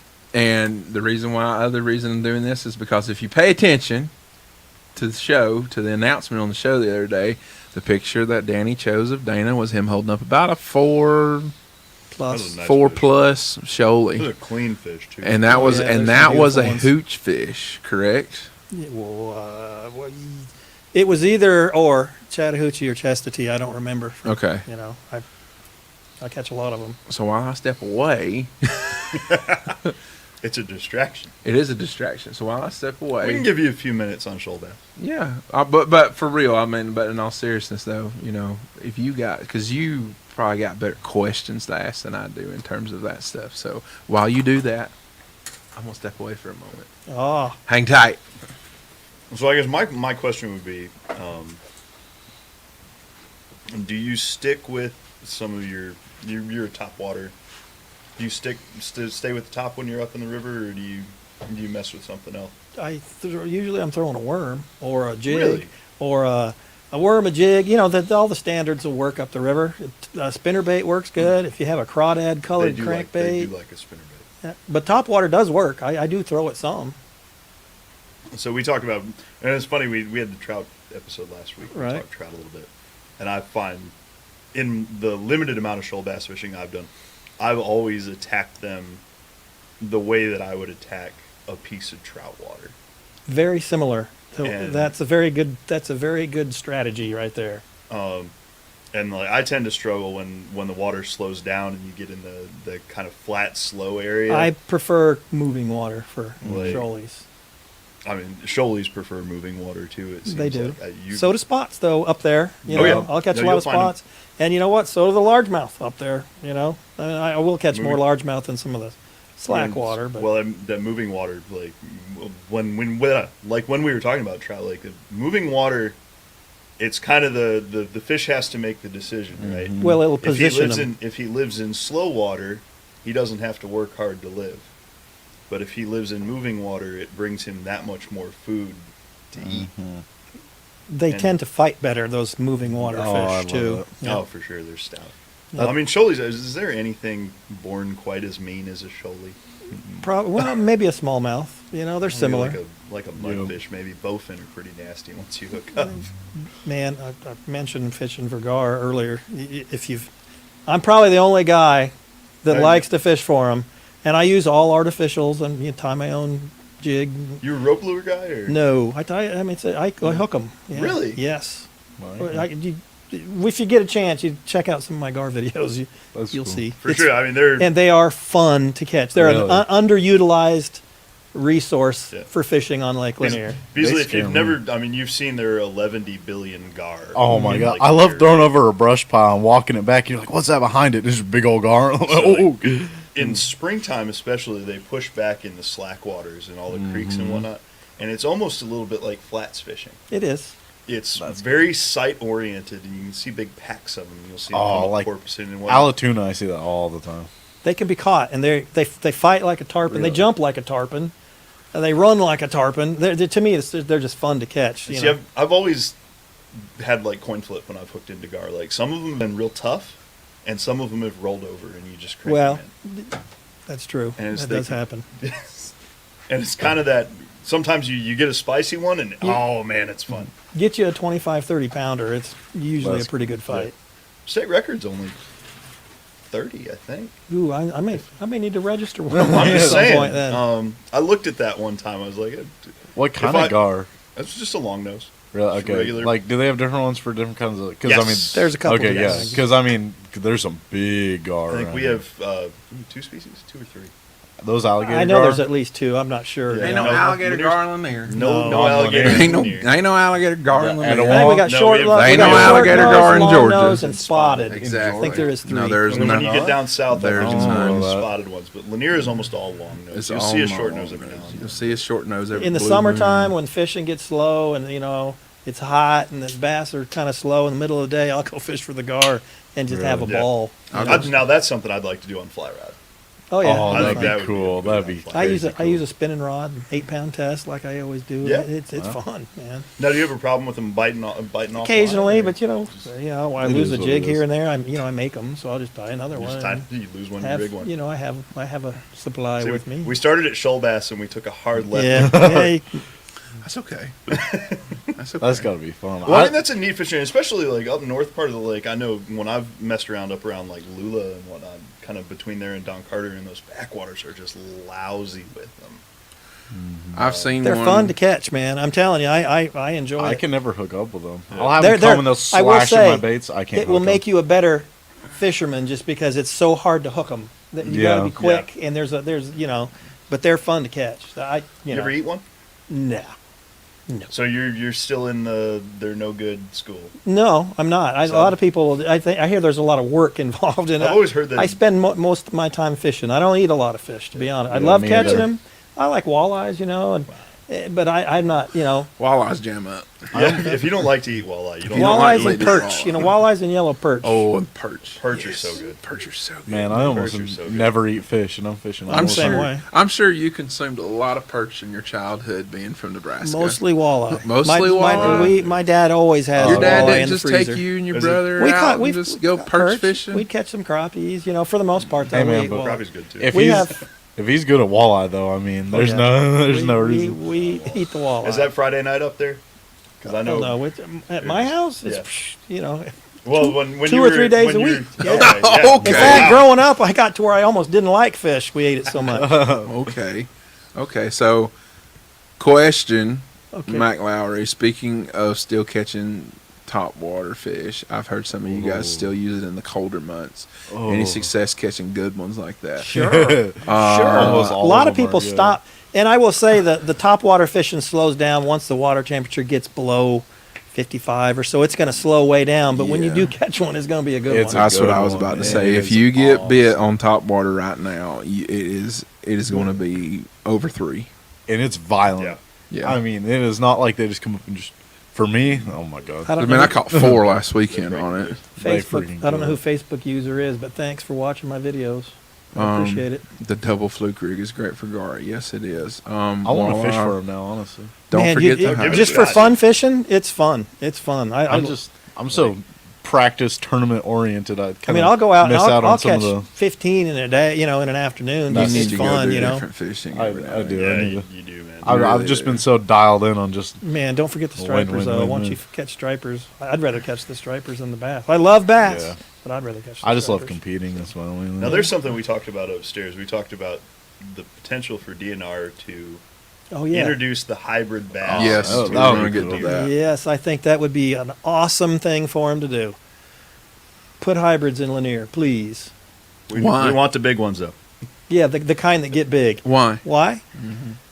For It's those, just another for someone fish to that catch, Yeah. in addition to the stripe. I love the stripers too, and I love the spots, but it's just another fish to catch. The DNR spends a lot of money keeping the walleyes in there, and I love the walleyes. But how many guys catch the walleyes? I never have. Not very many. And I love catching them, and I do catch some, but they're tough to catch, and all that money and resources put into stocking walleyes in Lanier, that a fish that no one can catch. I'd rather have them put something that people are going to catch. Than those hybrid. I hear Hybrids. those are fun. I mean, I They're never got on that much. they're but I fun. heard- Hybrids and stripers are a blast. Hybrids school even more than stripers, don't they? They do. Oh, that's They're- awesome. They'll they're school even- together. Any school and fish is just so much Yep. fun. I'll answer this question because I said what it was. What topwater were you fishing last You weekend can, to catch Joe, them? you can answer that question right now without even asking. Spro There you Epop 80. There you go. In That's all awesome. seriousness, I'm in all leaving seriousness, and going to buy E-Pops. in all I know, seriousness, seriously. in all seriousness, though, seriously, put in at Stone Mountain Lake just a few. You must be talking about the hybrids. The hybrids, yeah. I didn't be Put some in if they Stone put a few in Mountain. Latham.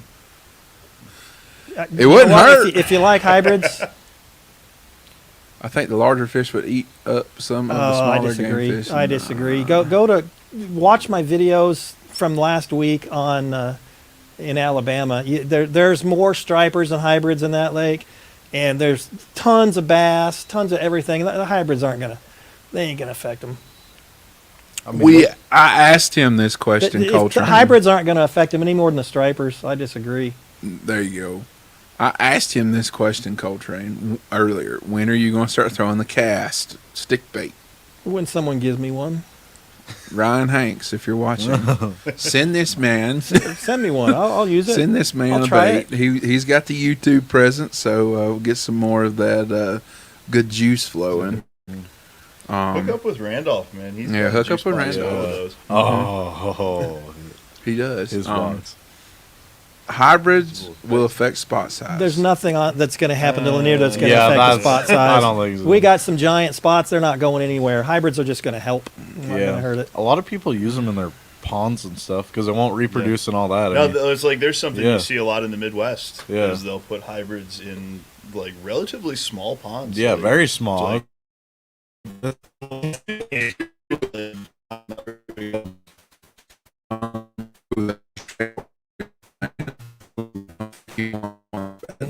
Let's see. Mac Lowry said, if you like striper fishing with a bucktail jig, go to Lake Murray on the coldest day of winter in late January, early February when they're running shad. You It's know what? awesome. We'll have the same thing here in late winter, or January, February, and Lanier will be the same deal. It will. You know, so I'll go out my front door and walk. If we could You get a know. coldest day of winter. Yeah, we need to get some cold weather need before some anything winter. happens It's been here. Yeah. warm. Gosh, It's I've been been going warm out the there. last 2 or 3 Jeez. years. Way too warm. Yep. Water temperature's just still Way too it's warm. just way too high. We're way behind schedule for this We time are. of year. It Water is. temperature should be like I'm in waiting the for it to cut upper way down. 40s, going into the low 50s. Yeah, depending we upon probably if won't have get a that warm till day. middle of January. The way it's Probably looking. not. I've been waiting for it. Next Gosh. week it's supposed to get even warmer, guys. Nah, I think I they're hate to hear that. shouting out for temperatures in the low 70s again I hate to hear that. next week. So Actually, I got the whole week off, so it might be. The colder it it's gets, gonna see, be comfy. I mean, it'll- Yeah. and for those of you wondering, and this is just my opinion, and I'm gonna say this since Dana is here. In my opinion, you may see us like sticking our tongue out and barfing about the whole warm thing.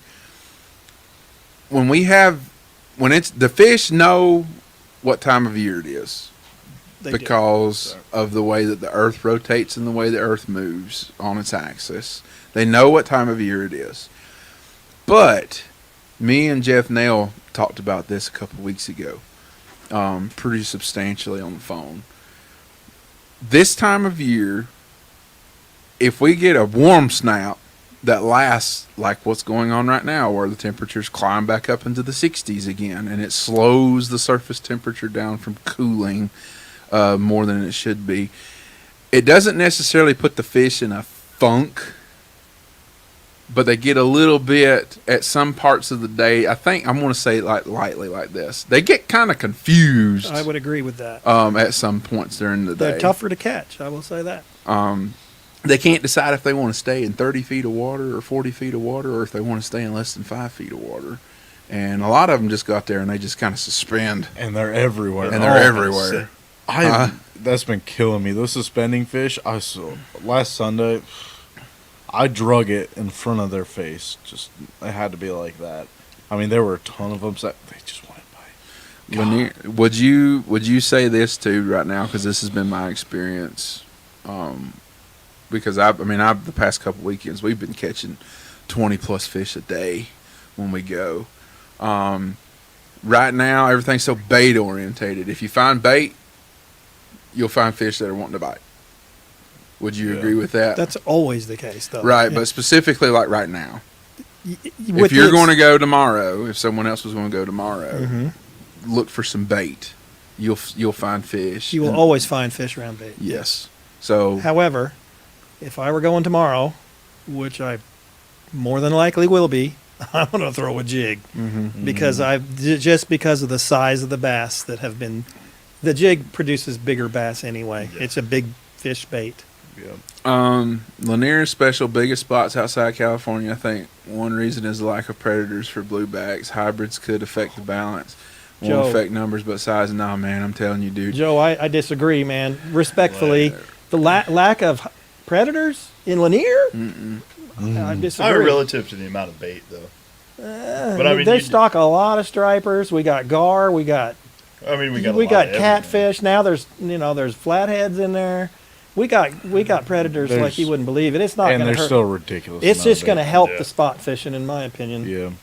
A lot of times that I'm seeing a bunch of bait, I'm not really too wild about it because there's so much bait. It's really hard to get them. Now, if I find little balls of bait, or if I find fish with no bait, that's when I get Yeah, I excited. just like to be around the bait. In fact, I had a question on one of my videos. what structure main structure do you like to fish? The bait is the structure. That's the structure. The bait is the structure I look for. The bait is the structure for sure. Agree strongly, Nathan. Absolutely. Hook sets are Yes, fun. hook They sets are. are Yes, free they are. too. Hard. I love that. I feel taken. I'm like, oh, this guy's done. Bought and paid for. Bryson City taking the kid on the Polar Express. Golly. Did you drink a lot of They hot got- chocolate? They got any spot bass on that thing? Yeah, he's spot bass with cat. He calls them. He likes to fish cathead rock. You know what cathead rocks I are? have no idea. He said he describes cathead rocks as rocks that are about the size of a cathead biscuit. Okay, that makes sense. Which we would probably call chunk rock. Yeah. That's what we would call That them. cat so. head's a little more colorful. I like it. So we're getting in here. We've got about 20 minutes roughly to go. I want to go back to the hybrid thing that Joe is talking about. Yeah. The spotted bass particularly, especially the Alabama strain. Man, I'm telling you, dude, those things, they're not scared of anything. New. And they're not about to be scared. One of them is not about to be scared of a school of hybrids. I agree. They are spots. The way I describe spots is I call them the bullies of the lake. Well, they do. They'll overpopulate. Yes. They'll, push out. That's one reason why the smallmouth fishery is in trouble Mhm. on Blue Ridge, because the spots are taking over. Right. So on Blue Ridge, the I think it's the TVA wants you to keep spots on Blue Ridge, so they can continue to stock the smallmouth and keep them going. Right. So I don't think you got to worry about the spots getting And pushed and, around. And you made a comment upstairs again earlier about smallmouth. Mhm. We were talking about catching smallmouth. You are still of the opinion that if you want to go catch a good smallmouth, Blue Ridge In Georgia, is the way yeah, to you go. better go to Blue Ridge, Yeah, yeah. Mm-hmm. better go to Blue Ridge. It's in Georgia. Is Blue Ridge. Paul is thinking about that hard. This is just Dana's opinion. No, I'll go with Dana's opinion because I don't have any legit experience to back up. Blue Ridge. That's where I only see them caught. I don't see them really caught. There's no anywhere other else. lake in There's- Georgia there's anymore not that really has a them lake. for the most part. I mean, no, it's not Yeah, common. they're in the river. Yeah, that's a different thing. Yeah, see, because I don't see it common from Blue Ridge, but that's about the only place. Let's it see is. some Florida strain largies be stocked. That would change things up a bit. I don't know why they don't. They stock largemouths in Allatoona. Why not put a few more in Lanier? He said Florida strain though. I would prefer F1s. That is a Florida strain, isn't it? It's different. Oh. It's a hat. It's a little bit different. It's true. That is true.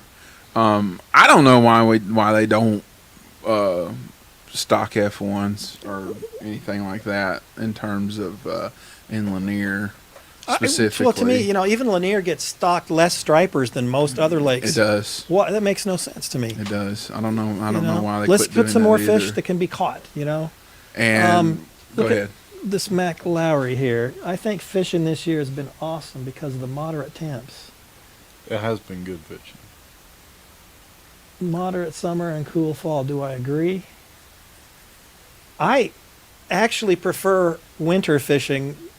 If I had to choose one season to fish, I like as cold as it can get on Lanier Mhm. and actually anywhere. And quite honestly, I think the topwater fishing's better when it's hot. Yeah. Yeah. And we didn't really have a hot summer, not that hot, And Topwater Bite was pretty much on fire. Well, All we do summer. have the best topwater lake in the country, if you ask me. Yeah. Lanier, if you like catching topwater fish, Lanier is it. Because I think that topwater was best in the dead of summer. But as far as right now, I would prefer it's colder. We need cold weather right now. We need the I would water love temperature to it. come down.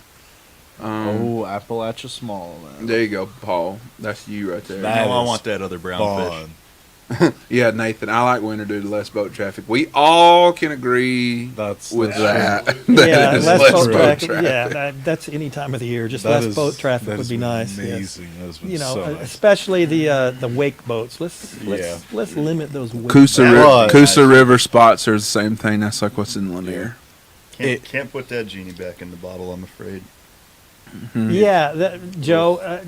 they it's a whole different kind of lake, though, a whole different kind of water than Lanier. I think that has more to do with it than the, Yeah. you know what I'm Well, saying? it's like, and we talk about that a lot, right? That like Lanier has this outrageous spotted bass fishery, and It's perfect. It's the perfect kind of water for it's like- for spots, though. and people, I think, because of that, moved spotted bass to a lot of places where they ought not be, and those lakes. Latham. Latham's a pretty good spotted bass fishery, but like some point, like West Point never became a good spotted bass fishery. Like Right. So the The West Point is the more. structure. on West West Point is more similar to an good. Alabama style It of is. lake. But It there's a is. lot of places where they've showed up where they just haven't taken off and they overrun, they stunt, and you just catch Right. 10, 12-inch fish all the time. But if you and- look at Smith Lake in Alabama, that's more similar to a Lanier style lake, and it's got some giant spots in it. It's just the spots are more suited to a The highland reservoir. And really, in a lot of the bottom line too is with Lanier, is the herring. That's true. There's Yeah. more herring. You can put as many hybrids as you want in Lanier. It'll never diminish the population of the herring. There's so many of them. Yep. Mac Lowry talked about Murray earlier. Murray Yep. doesn't have any spotted bass in it. All it has in it is stripers and largemouth and. Oh, I'd love to fish it if it's got Yeah. stripers. And But it's got herring in it. Murray's got big stripers. Murray's got some big stripers, but It the also- largemouth on Murray have turned into the spots on Lanier. Yep. There's a lot of white perch in that lake as well. They're They're- just gone bonkers. Yeah, they just gone bonkers That's cool. on Murray. I love And, looking at those largemouth that look like that. Farmer says Alatuna is a prime example. Exactly. I agree 100%. Got spots and just kind of. Yeah, Yep. the herring Striper just fishing's changed fun. everything. So yeah, Murray. Murray is a great Not that we largemouth should move striper. herring lake. around either. We No, shouldn't we move shouldn't anything move from one body of anything water from to one another. body That's of how water to another. that's how things got messed up in a lot of Yeah. lakes. It has. That's- It really has. That's how we'll end up with some of that nasty crap that's up in the Great Lakes Oh. that they're Yep. fighting with in the Midwest. Yep. Another one really that comes to mind too, talking about that also, is Hartwell. Hartwell, the spots have taken a while to get large. There are Yeah. some good ones. Now, though. in the last 10 Yep. years, the spots on Hartwell are getting a lot bigger. You're starting to see more fours I and like fives. Hartwell. I fish Hartwell quite a bit. But you got to remember, Hartwell has bluebacks and threadfin in it as well.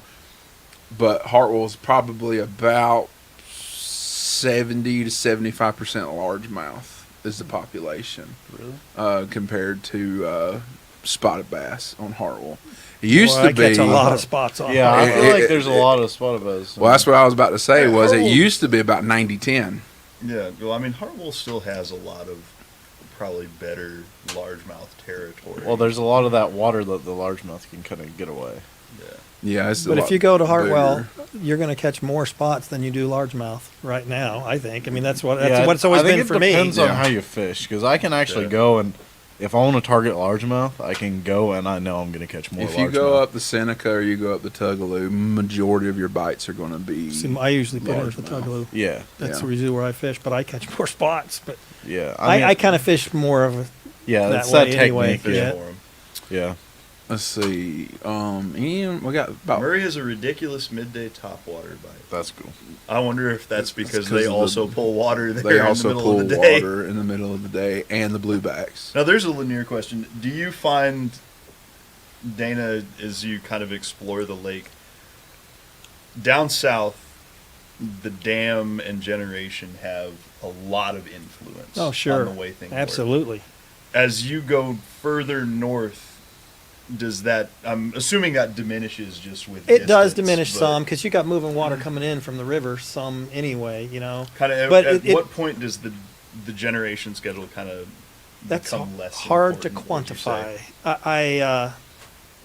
I do think even way up, it still affects the bite some, It's a hard question to answer, honestly. I don't really pay attention to the generation schedules or anything. Yeah. I just I go don't really fish. I don't pay I attention fish- as much. I fish Yeah. when I can fish, and Yeah. Well, I know, like down by us, like Baldridge, whatever. I mean, you're a mile or two from the dam. Like there's and people When they say open the there's- gates, it's pretty instant. Yeah, people say there's a strong correlation. Yeah. And I mean, and there should be. That I makes mean, sense. It does. They're moving just a ton of water. Yeah. But obviously, again, the further you get from the dam, the less Yeah. you would assume. It the takes a land lot holds longer for that for impact. that to impact. To Yeah, happen. I feel like place. on Lanier it's not as much of an impact. Like on Chickamauga, oh my God, you get up there and you see that water ripping through, and I'm like, that really makes a difference. Where on Lanier, I mean, it definitely makes a difference, but I feel like it's a lot more subtle. I know you made the comment earlier in the show about mud.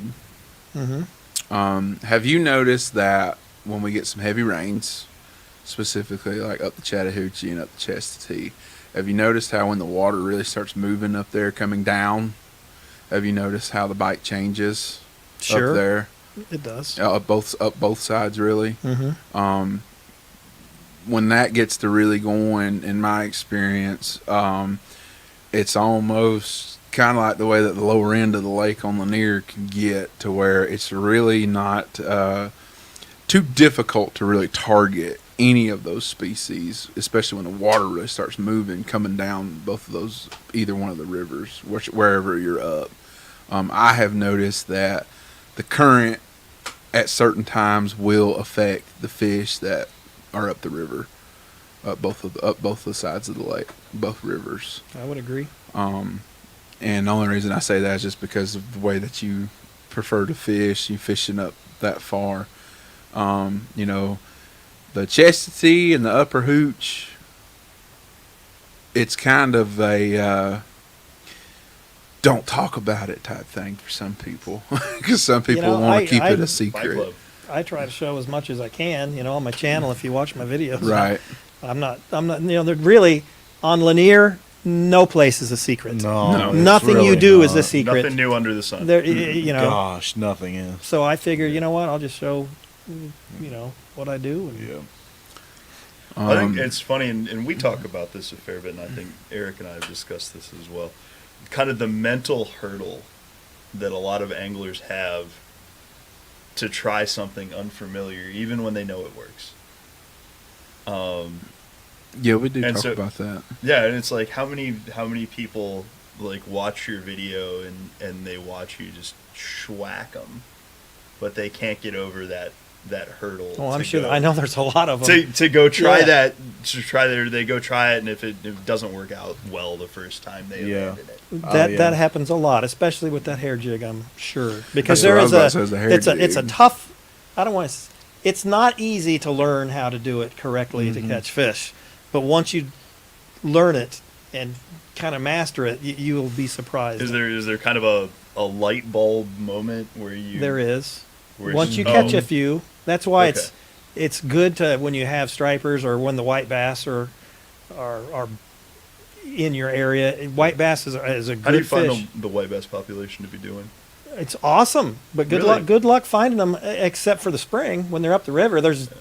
I'll go up the river and catch 100 in a day. I was surprised when you mentioned throwing a crankbait earlier. You didn't say shad raft. I don't throw a shad Oh. I don't even own a shad rat. You don't What? even own a For shad what? wrap. For who? For what What? species? Yes. I Oh, dude, springtime on Lanier. I don't know. I haven't fished it in a while. We over used those to. rocks. Yeah, Don't need it. in the battle days, we had a hellacious. Hey, shad surely raft. you've thrown a number 5 shad wrap. Years ago, I don't even own one now. I can tell you, I don't throw one. Honestly, I have like 3 crankbaits to my name, and they're all rock crawlers. So. What's the vote? What's the vote on weekday fishing being better than the Oh, weekend fishing? absolutely. Hands Yep. down, yes, Yeah. Oh my God. That's the reason why you fish during the week. yes. Lucky. I would got prefer to fish scooped. during the week, Absolutely true. but here lately, it's like It does midweek kind of- is really Mondays, Thursdays, and Fridays are kind of weekend days right now. There's so many people fishing, Yeah. so Tuesday, and Wednesday are It does pretty kind of important. balance out in the wintertime. There's another thought about that to what we were just talking about. On weekends, especially in the summertime, they don't pull water at Buford Dam because they don't want to kill people on the Chattahoochee tailwater. Right. Mhm. And on the weekdays, right around in the late afternoon, almost every day, they pull water for an The hour fish or two. definitely do feel the pressure, and they do not Mhm. bite as well when they're really pressured, I will say. Yep. That's my opinion. Yep. And also, you fish better when you're not doing.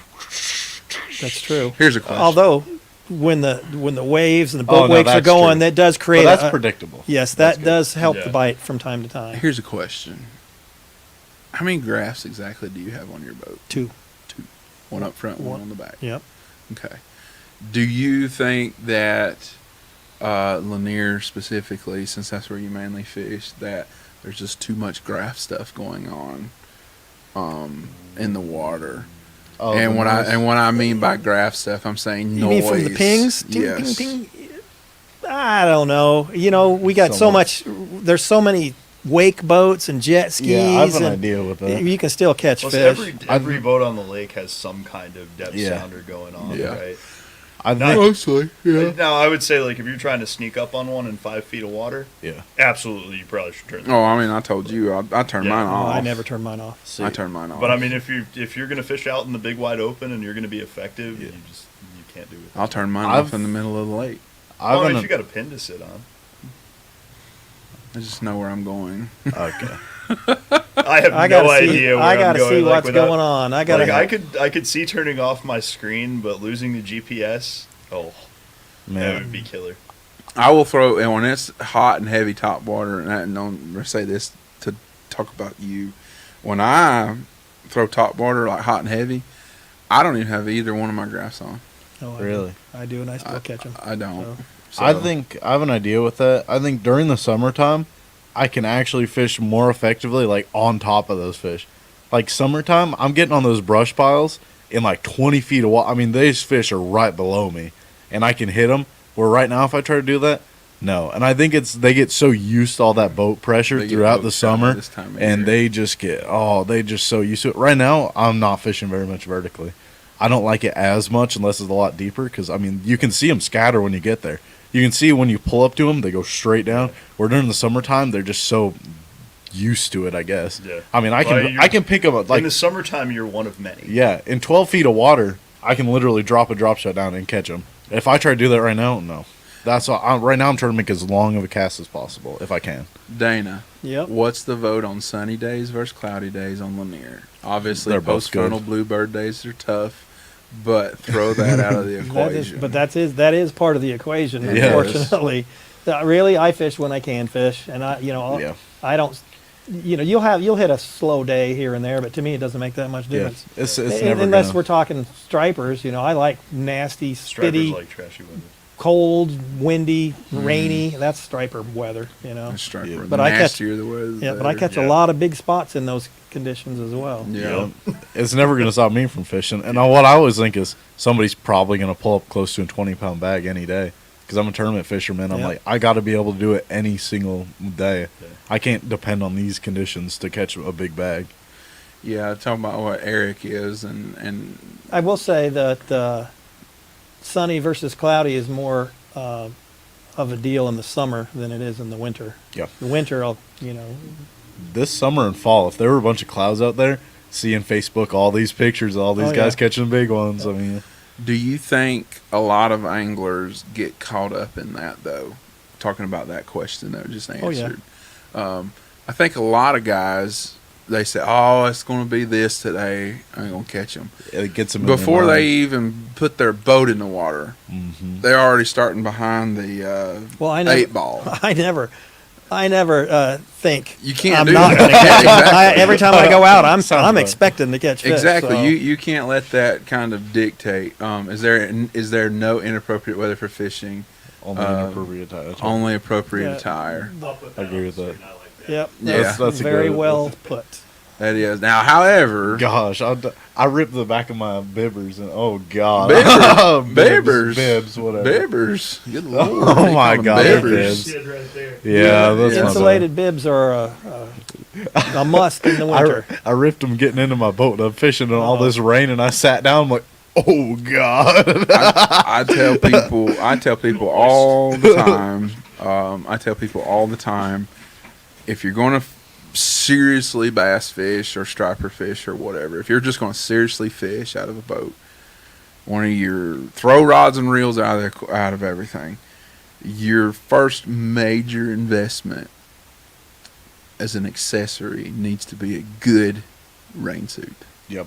And in the winter, you better have some good long johns. Yep. Exactly. That is very important because you can, like I always say, you can take clothes off on the water, but if you don't have those clothes with you beforehand, you can't put them on. Yeah. So rather dress appropriately and overdress than underdress and be like, Yep. man, I really wish I wore a long sleeve shirt and some long johns today.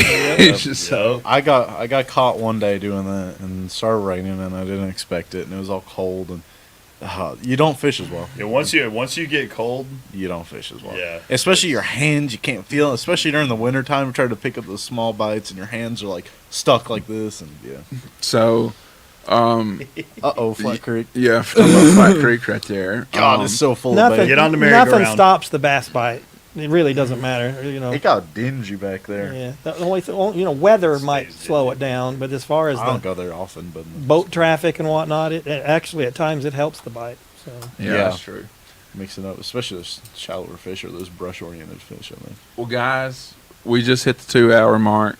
Dana's going to go fishing tomorrow, and he's got a little bit of a drive to get I back. do. So does Paul. You gonna take us out? We're going to take us out right here. Good night, Tiffany. Dana, we appreciate you coming on. thanks for having me. One more time for everybody out there. Go follow Dana on YouTube, Facebook, and Instagram right Hit there that at the subscribe. bottom. Yeah, It helps me out. I appreciate it. Exactly. Let's get him up over 1,600 subscribers. Maybe. Anyone else you're hustling for? Yeah, is there any? Yeah, so yeah, I was getting to that. Is there anybody else that you want to give a shout out to? Well, he already said hi, Mom. Yeah, he already Yeah, said mom. He already said his Say hi to son. my mom and dad, and my son. Nope. I just Bro, give this man some yeah, money. Yeah, Spros, throw this man some money and some baits. You know, I want to say thanks to everybody who already subscribes and watches my channel. I appreciate it. We really appreciate you coming on, and we really enjoyed it. We really have fun time, and we hope you'll come back. Absolutely. We really enjoyed it. And guys, just one more little thing I want to throw back out there again. Don't forget, January 14th, 15th, and 16th, Jimbo's Southern Outdoor Expo. We want to see all y'all there. Come see us. Come be there. And continue to support Dana on his channel, FCP Fishing. Sorry. Go subscribe again. Support him. Keep watching his videos. He does a great job.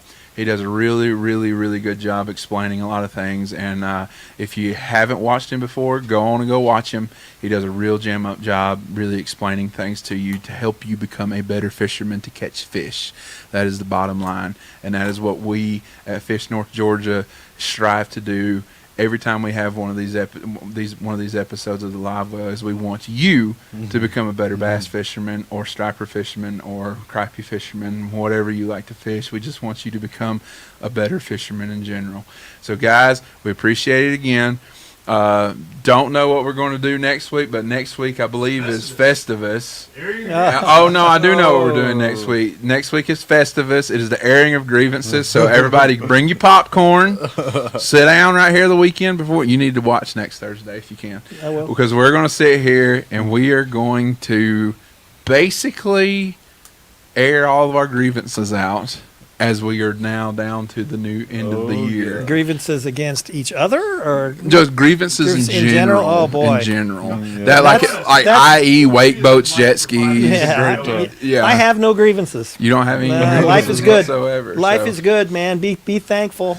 Well, if Be you do, grateful. if you do have any grievances, make sure that you see comment next Thursday with Okay, any of I'll- your grievances. That's so funny. Fishing near Bald Ridge, maybe I will see you there. I doubt it. I doubt you'll see Dana down in Bald Ridge anytime soon. Probably not, right? Yeah, you never know. I You- fished down yeah. south quite a bit this summer, so That's right. yeah, that's you won't right. see any FG knots on my. That's right. So, guys, again, we appreciate it. Come on. Big thank you to Dana. We really appreciate you coming on and really enjoyed it. Thanks for and having me. thanks again for Eric. He's always here. Appreciate you coming You guys on. make sure you support these local small stores. Thank you Yes, very much. Come in here and buy something and help these guys out. Thank you very much. We really, really They got what appreciate you it. need to catch fish on Lanier. Yeah. There you, we try to have when we got more stuff coming. just stay tuned. Man, so. the jig bite's on fire. These guys make a good jig. Yeah. You know, We appreciate what are you waiting it. for? Best jig. The best jig. Well, we appreciate it. Fill your hand. Well, I make a good one, Dana too, makes a but- pretty good one too. So That's a different sort of jig. good Yeah, night, Nebraska. No, it's not. Good night, Nebraska from Joe. Yeah. And Thanks, good Joe. good night to all of you guys. We appreciate it. And we'll see you guys on the next episode. Appreciate your viewership, and we'll talk to you later.